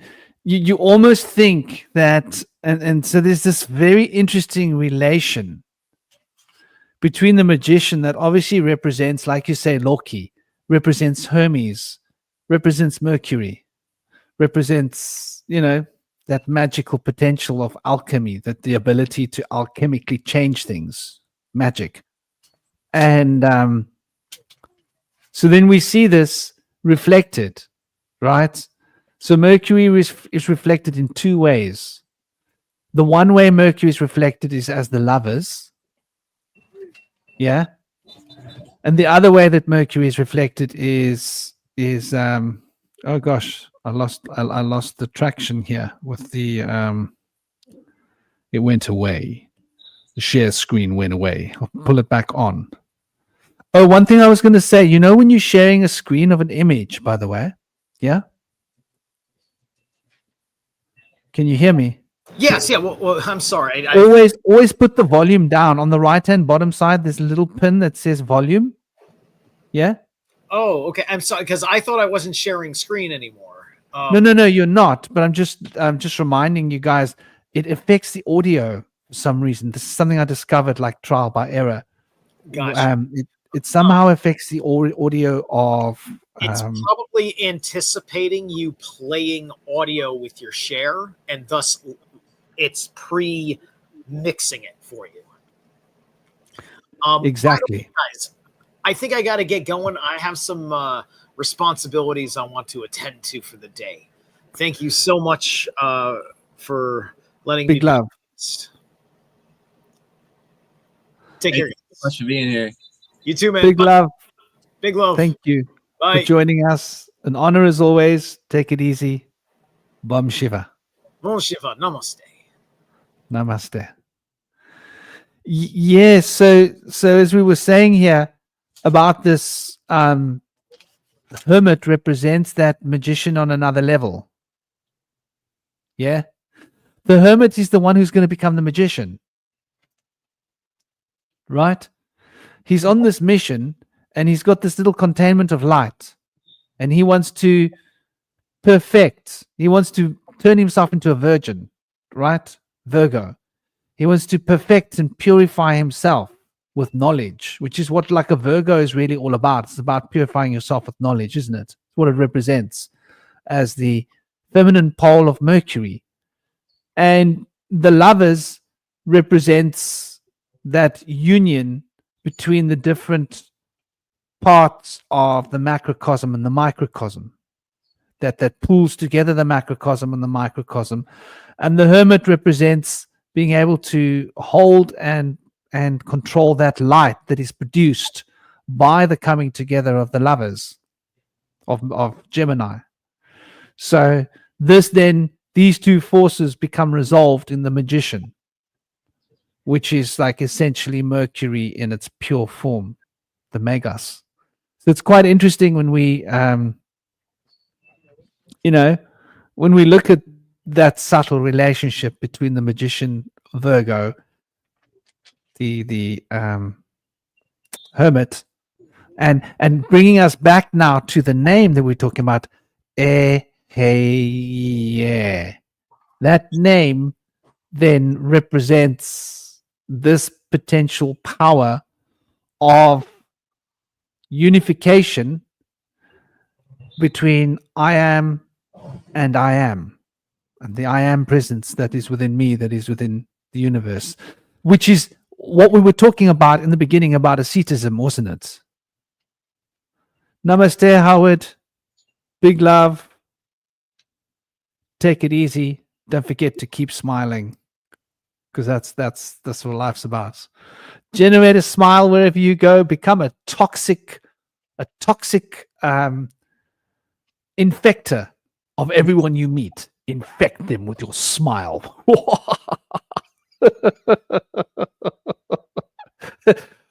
The prayers we should utter is like, I pray that I infect everybody with a smile today, and leave that infection upon the world. What an interesting concept. If that's an infection, then everybody should get it. But this idea of this I am that I am, I think represents that ascetic journey of the hermit.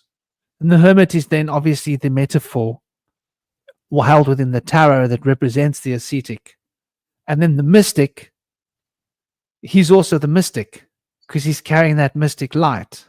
So, it's very interesting to see how the mystic and the ascetic really are in a chemical marriage that we see in the lovers, that tarot card of the lovers, representing that union between above and below. Mercury is obviously the one that can traverse, right? The symbol for Mercury is the only let's get it up here. Mercury planetary symbol. It's the only symbol that contains, of course, all three aspects, right? And so as the symbol that contains all three aspects, it's the only one that we can sort of say, how can you put it? It's the only one that brings the sense of unity, right? Between the three fundamental principles: the principle of the crescent, the principle of the circle, and the principle of the cross. And so these three fundamental principles represent, the fundamental potentials within the universe, right? Which we can also see. Can you see Taurus here? When you remove the cross, what are you left with? Taurus. So the toric spiral, which is the toric field, is attached to the cross of Saturn. And the cross of Saturn represents the expanding and contracting field of the toric field. And so Mercury is the only planet that contains all three of these symbols. Everything else has two, right? Saturn has a cross and a has a cross and has a crescent.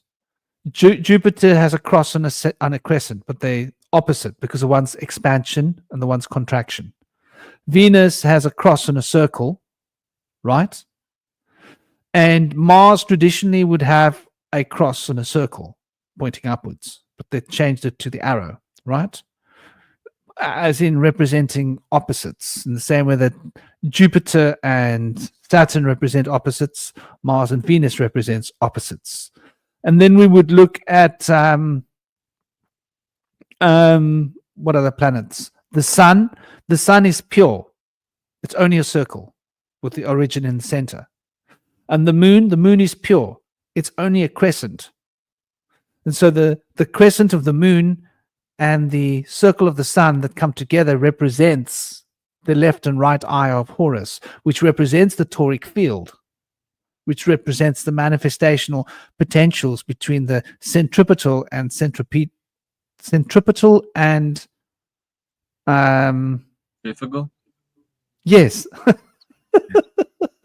Centrifugal and centripetal potentials of any dynamic spinning vortex of potential. So Mercury's. This is why the alchemists praised Mercury in the way that they did, because it's quite unique. So that's why that name, represents that potential of Mercury to jump between microcosm and the macrocosm and bring them communication from the higher self to the lower self. So that name would bring you communication from the divine. So that's like the inspiration that will come from being in tune. And then, so if you chant that name in nature, for example, you're probably going to start seeing omen. And so that name represents an oracle. You know, now we're getting back to the oracle. That's sort of how I came about this structure of this name, because I was thinking in terms of these three principles and these three tarot cards, and how these three tarot cards make this name, and how they represent the ascetic wanderer of the hermit, and how the mystic is this fundamental journey, which essentially you could say is the magician in his perfected form, and that is representing having power over all of the lower forces that move within us and through us. Gosh, that was a long breath.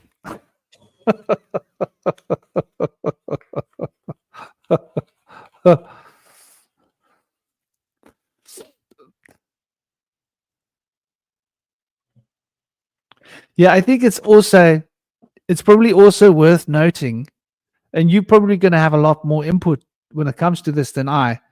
When we look at like all of the anthropological sources and history and what has come before, we're probably going to recognize that these patterns of this ascetic wanderer is very much sort of embedded within us. Like, why does the president sit in the White House? It's almost like he's separate from the world. Yeah. Like an ascetic. It's a pretty unimaginative name for a fancy place. White House. Well, may I play with that for a moment? Yeah. I don't want to say too much, but let's just say the word Taos. What does the word Taos mean? Does it mean when things go horribly wrong? Yeah. Things have gone horribly wrong. They got the Oval Office, the White House. They just want to name things after colors and shapes, I guess. Like kindergarten stuff. Preschool names. Taos. Make something everybody could say. Understand. So they talk about a tush. Is there another way of spelling Taos? Touse.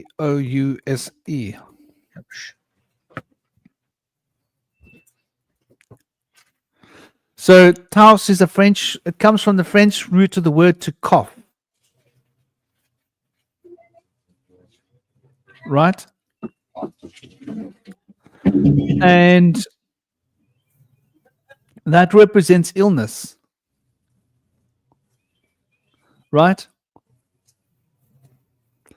So we think of, why is society sick? In order to understand why society is sick, you've got to say, why? Taos. Why is society wheezing and coughing? Why is our civilization so demented and twisted? Why are these three-letter agencies wielding so much power over us? So you have to say, why Taos? Why Taos? I don't know. I always find the way these words fit together quite interesting. I think there's a word that relates to that Taos in English as well. Though Google is getting very, very adept at hiding words from us. Very adept, we must admit. And hiding truth and knowledge as well. Hiding the facts. The veil. It's a front, yeah. That's exactly what it is. You know, only the correct intermediaries can pass. It's all about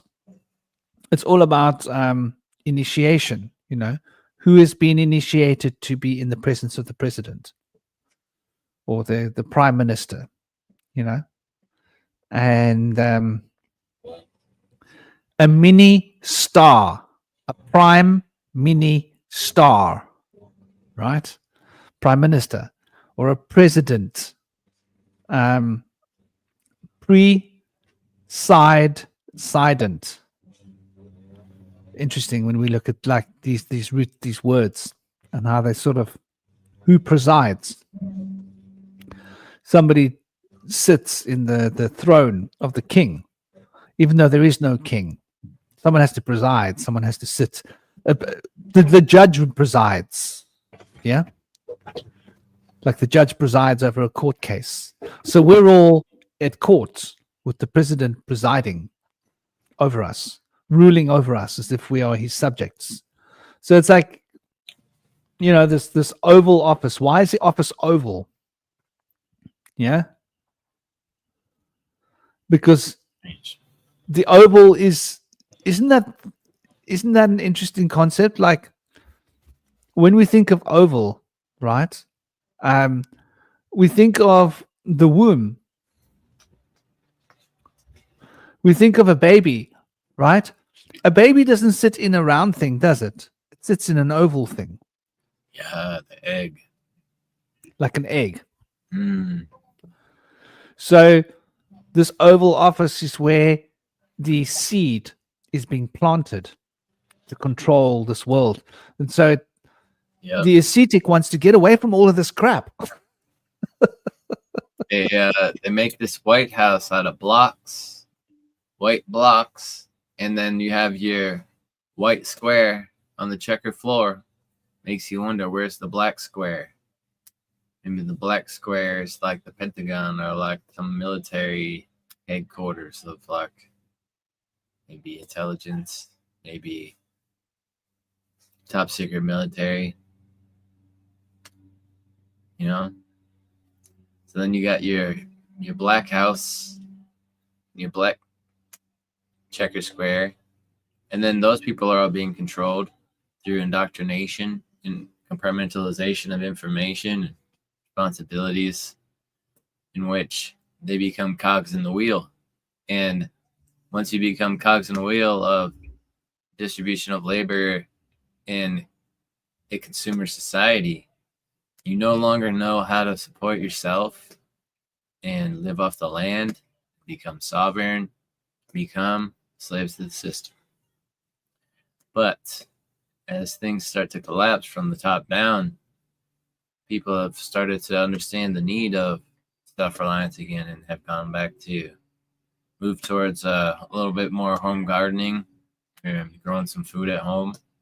A lot of people have started to do that here in the States because of the economic collapse that's been kind of unfolding, which is good. You know, when people grow food at home, it's going to be a lot healthier than the stuff they can mass produce for the masses. And with all the crazy technology that they have to do it now, there's advantages of technology where they can make the work easier. Hopefully it doesn't make the people weaker, but also the advantages of technology, so to speak, where they keep the things to be more productive and have bigger harvest and yield, which then involves pollution and poisons that are instilled into the food. Like it's systematic, like all within the entire fruit or vegetable. So washing off the outside does not really help you get away from the shortcuts they try to do with the chemicals of pesticides, herbicides, fungicides, synthetic fertilizers. Has been very detrimental to the soil. So over 60% of the soil in America has been destroyed, and the microbes are no longer available there to help people get the polyphenols in the vegetables that are usually there. So things are kind of unfolding in such a way where we're kind of gaining our sovereignty back. We're being pushed in the right direction, kind of. Although it takes steps to work on learning how to make our own food or product or services. It can really behoove us to not have to rely on Big Brother to have to get by trying to piggyback on the man and try not to get ground up in the machine. Man, you bring up such an interesting point that we don't talk about enough, which is like the key to it all. So they've basically flushed a lot of the nitrogen down the drain, right, into the sea, over nitrogenating the sea and runoff rain and water and all of that. And they've poisoned the soil.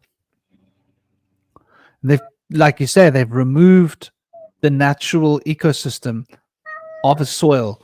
So it no longer has the ability to chelate properly. It's not a chelating environment, which is what breaks down heavy metals, which breaks down pollution. So what happens when you're not chelating, like those of you that use shilajit, right? Why do you eat shilajit? Well, it's got humic acid in it. It's a natural form of humic acid. And it goes into your cells and it chelates the heavy metals in your brain.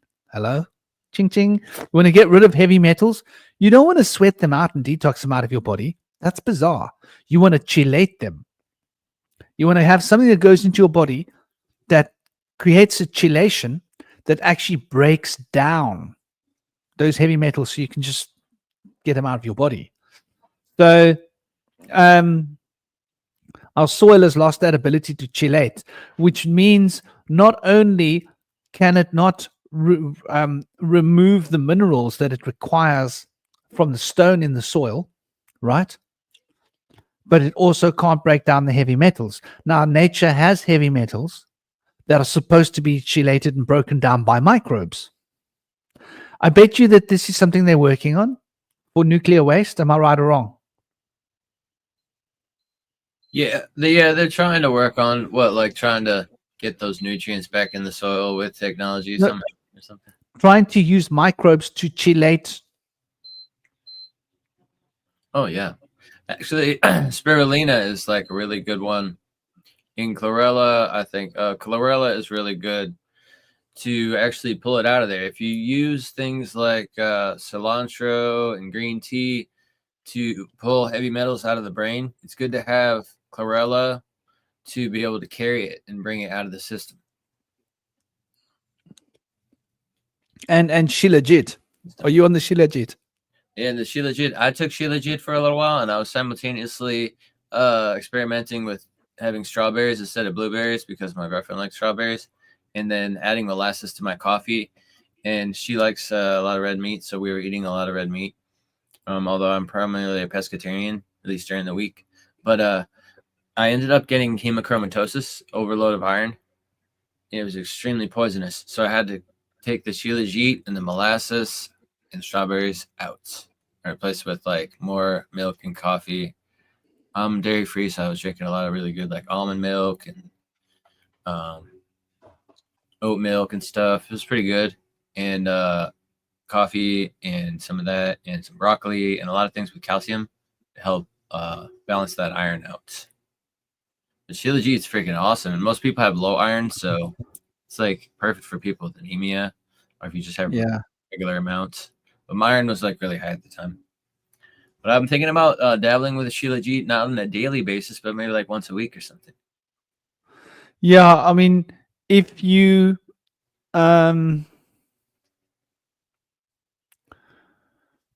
drink a crap load of water, loads of water, and flush your system as much as you can, and then not eat anything with iron in it, food-wise, not much, less. Yeah. And focus on topping up your what would work? Copper. Do you eat a lot of mushrooms? Yeah. Yeah, especially the brown ones. Yeah, They got we the got, richest copper in them. That might help. yeah, I love a good salad. We try to get some really good salads with mushrooms and then gourmet mushrooms for cooking with and stuff. I love mushrooms. Not for I've everybody. been But I like 'em. It's a good meat alternative. thinking about getting mushroom kits. Yeah, I got a kit, oyster mushroom kit. Throw it on some coffee grounds. I got a humidifier. Yeah. I got lights. I got grow tents. So if I get a kit and I set it up properly with the right environment, I'm pretty sure I can like make a pretty impressive little mushroom grow. You don't need much light for mushroom. Use very little light.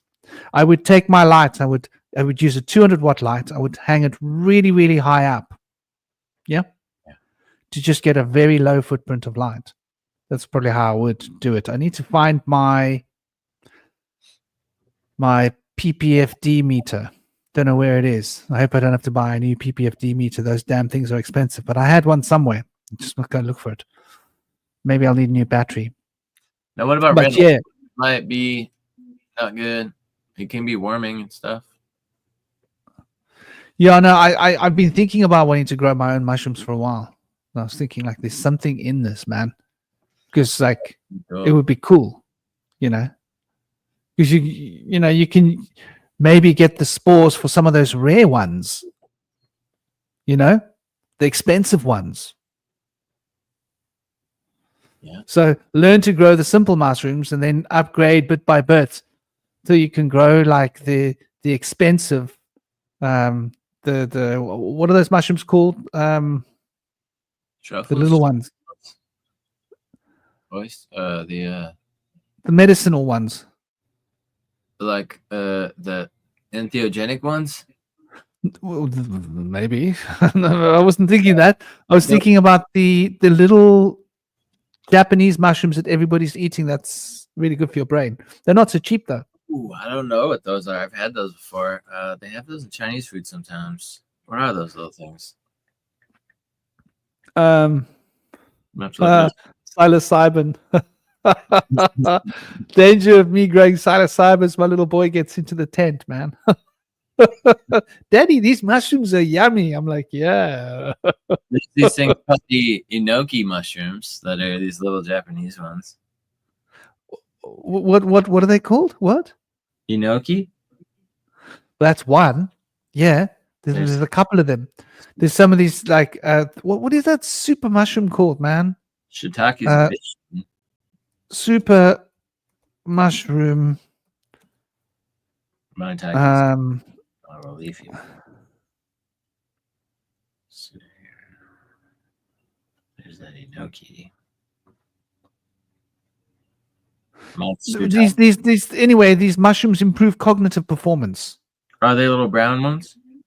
Yeah, they're the little ones. They're called super mushrooms, but there's a name for it. It's just a common name. Namaste, SOA. Hope you're good. So yeah, I mean, I think like this is definitely the way forward, is to start becoming as self-sufficient as possible. Definitely the option. But in a sense, I think we're all going to have to become a little bit ascetic. I think that's the future for us. I don't know if you guys agree with me. Let me know in the chat what your thoughts are. But the world is becoming corrupted more and more. And YouTube and everything is becoming more and more distracted, right? And our networks are becoming really specific, small networks. But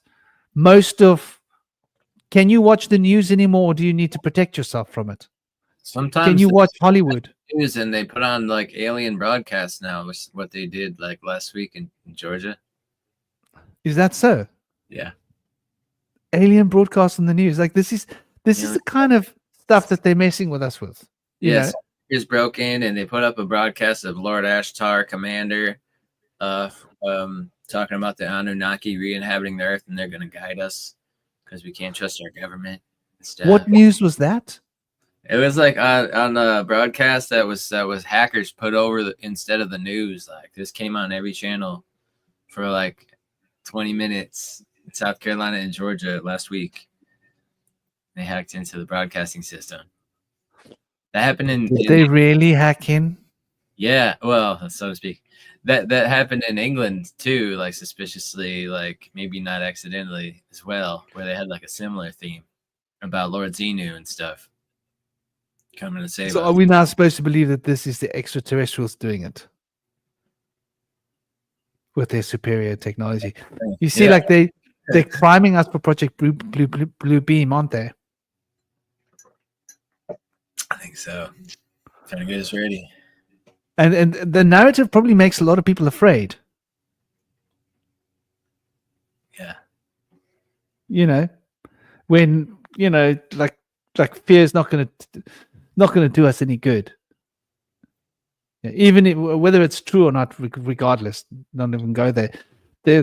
Whether it's this or that, like if you're afraid of it, you're immediately immobilized by fear. Fear immobilizes, doesn't it? It stops us from natural expression of instinct. It does. It's inhibitory. Keeps us from having more options and opportunities and possibilities. Kind of puts us into a corner. Fear does. I can see that. We are alone. To Joker. I mean, there's no doubt there's all these beings out there. No doubt about it. But I think, like, I wonder whether who we're hearing is really these beings, or whether we're hearing our own three-letter agencies finding new ways to mess with our brains, counterintelligence missions. They want to get all the conspiracy theorists on side, right? And so they want to, it's what they want. They want to make conspiracy theory the norm. Because conspiracy theory, I think what happened is this. I think the government realized, oh, conspiracy theory, this is dangerous. And they would, hold on. It makes people afraid.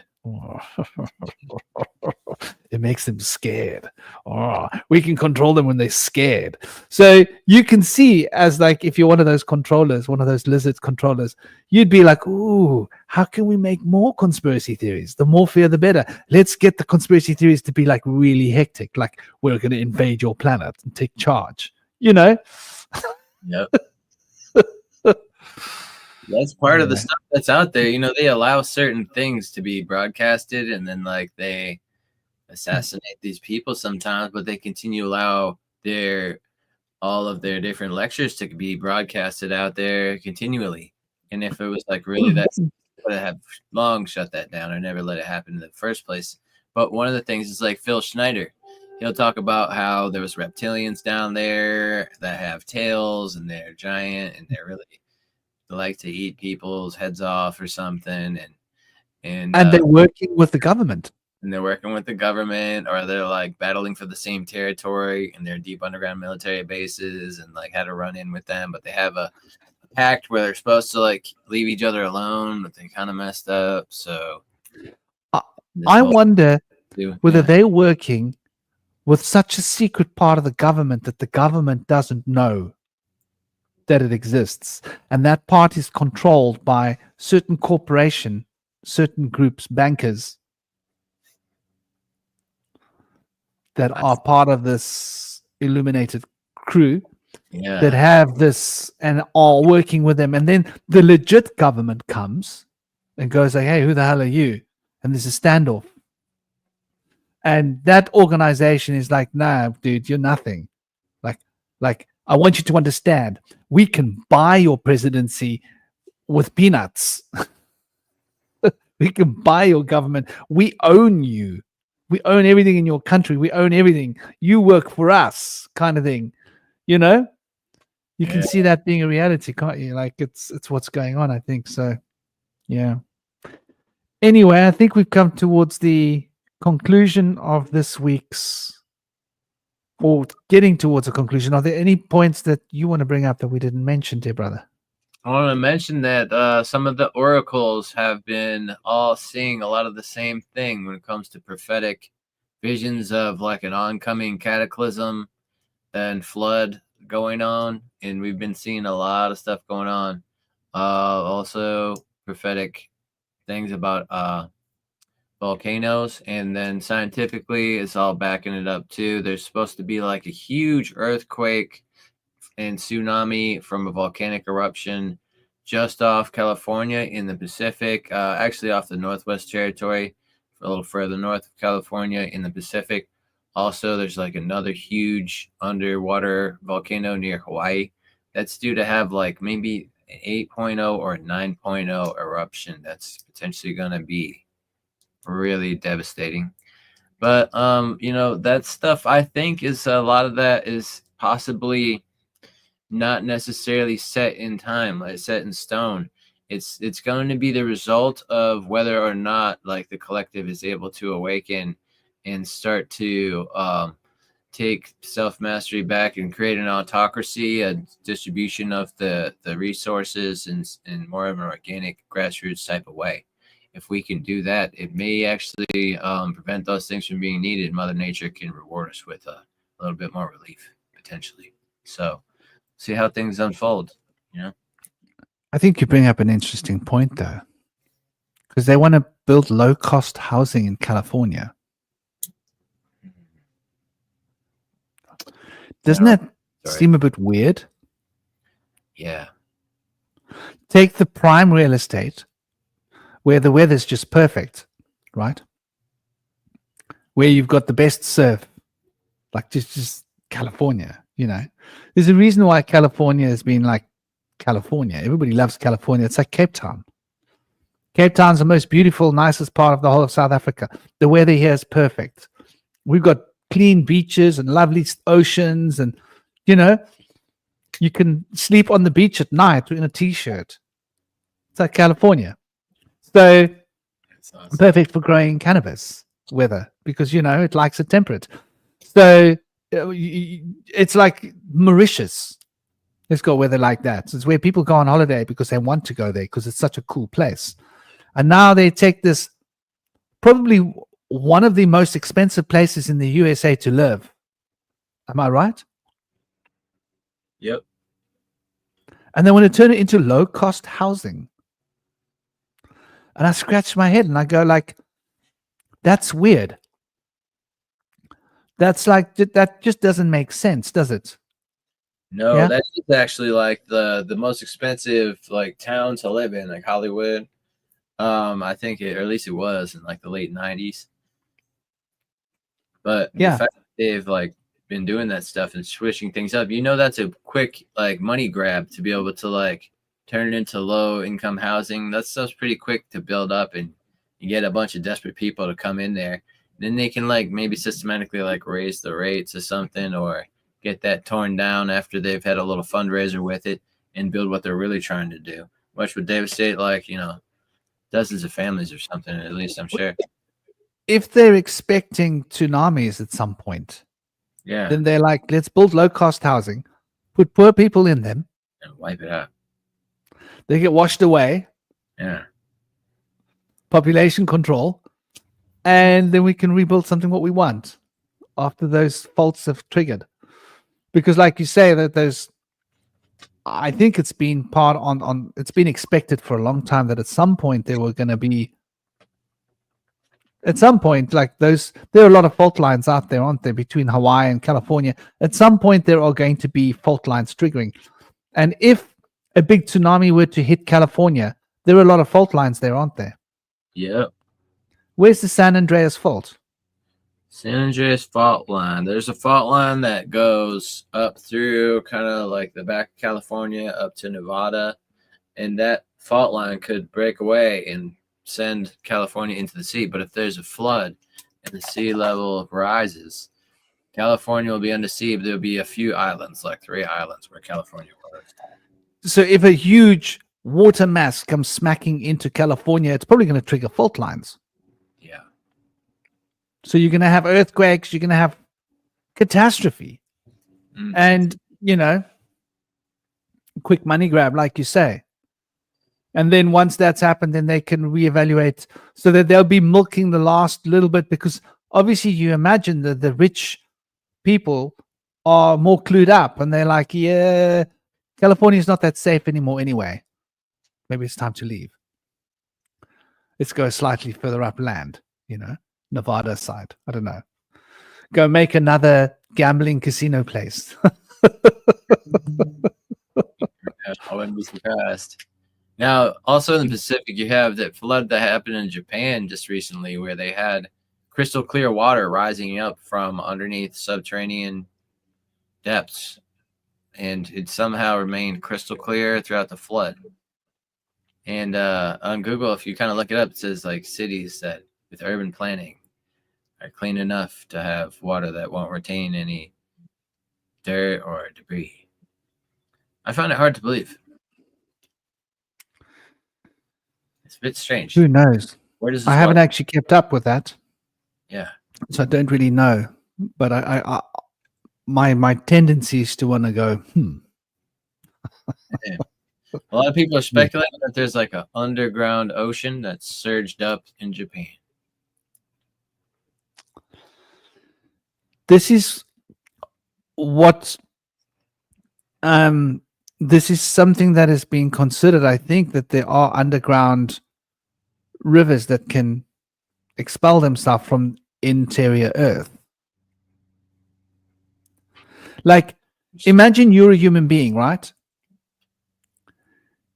You need to urinate once in a while. So when does the earth urinate? And how does that work? All right. Like, her version of urination involves a flood.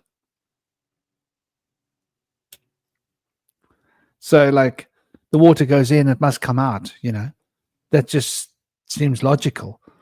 All of this sea level rising and climatic change and everything seems connected to all of this. Yeah. So a lot of maybe people are trying to connect it to the pole shift too. But I feel like Yeah. all of these different pressures are piling up from different directions. Hard to say where the cause is, if that's what the case is, but could just be like a whole correlation of things that are kind of domino affecting each other right now. well, it's an exciting ride, people. An Yeah. exciting ride, and we're on it. I hope you guys enjoyed the show. Hope you enjoyed the conversation.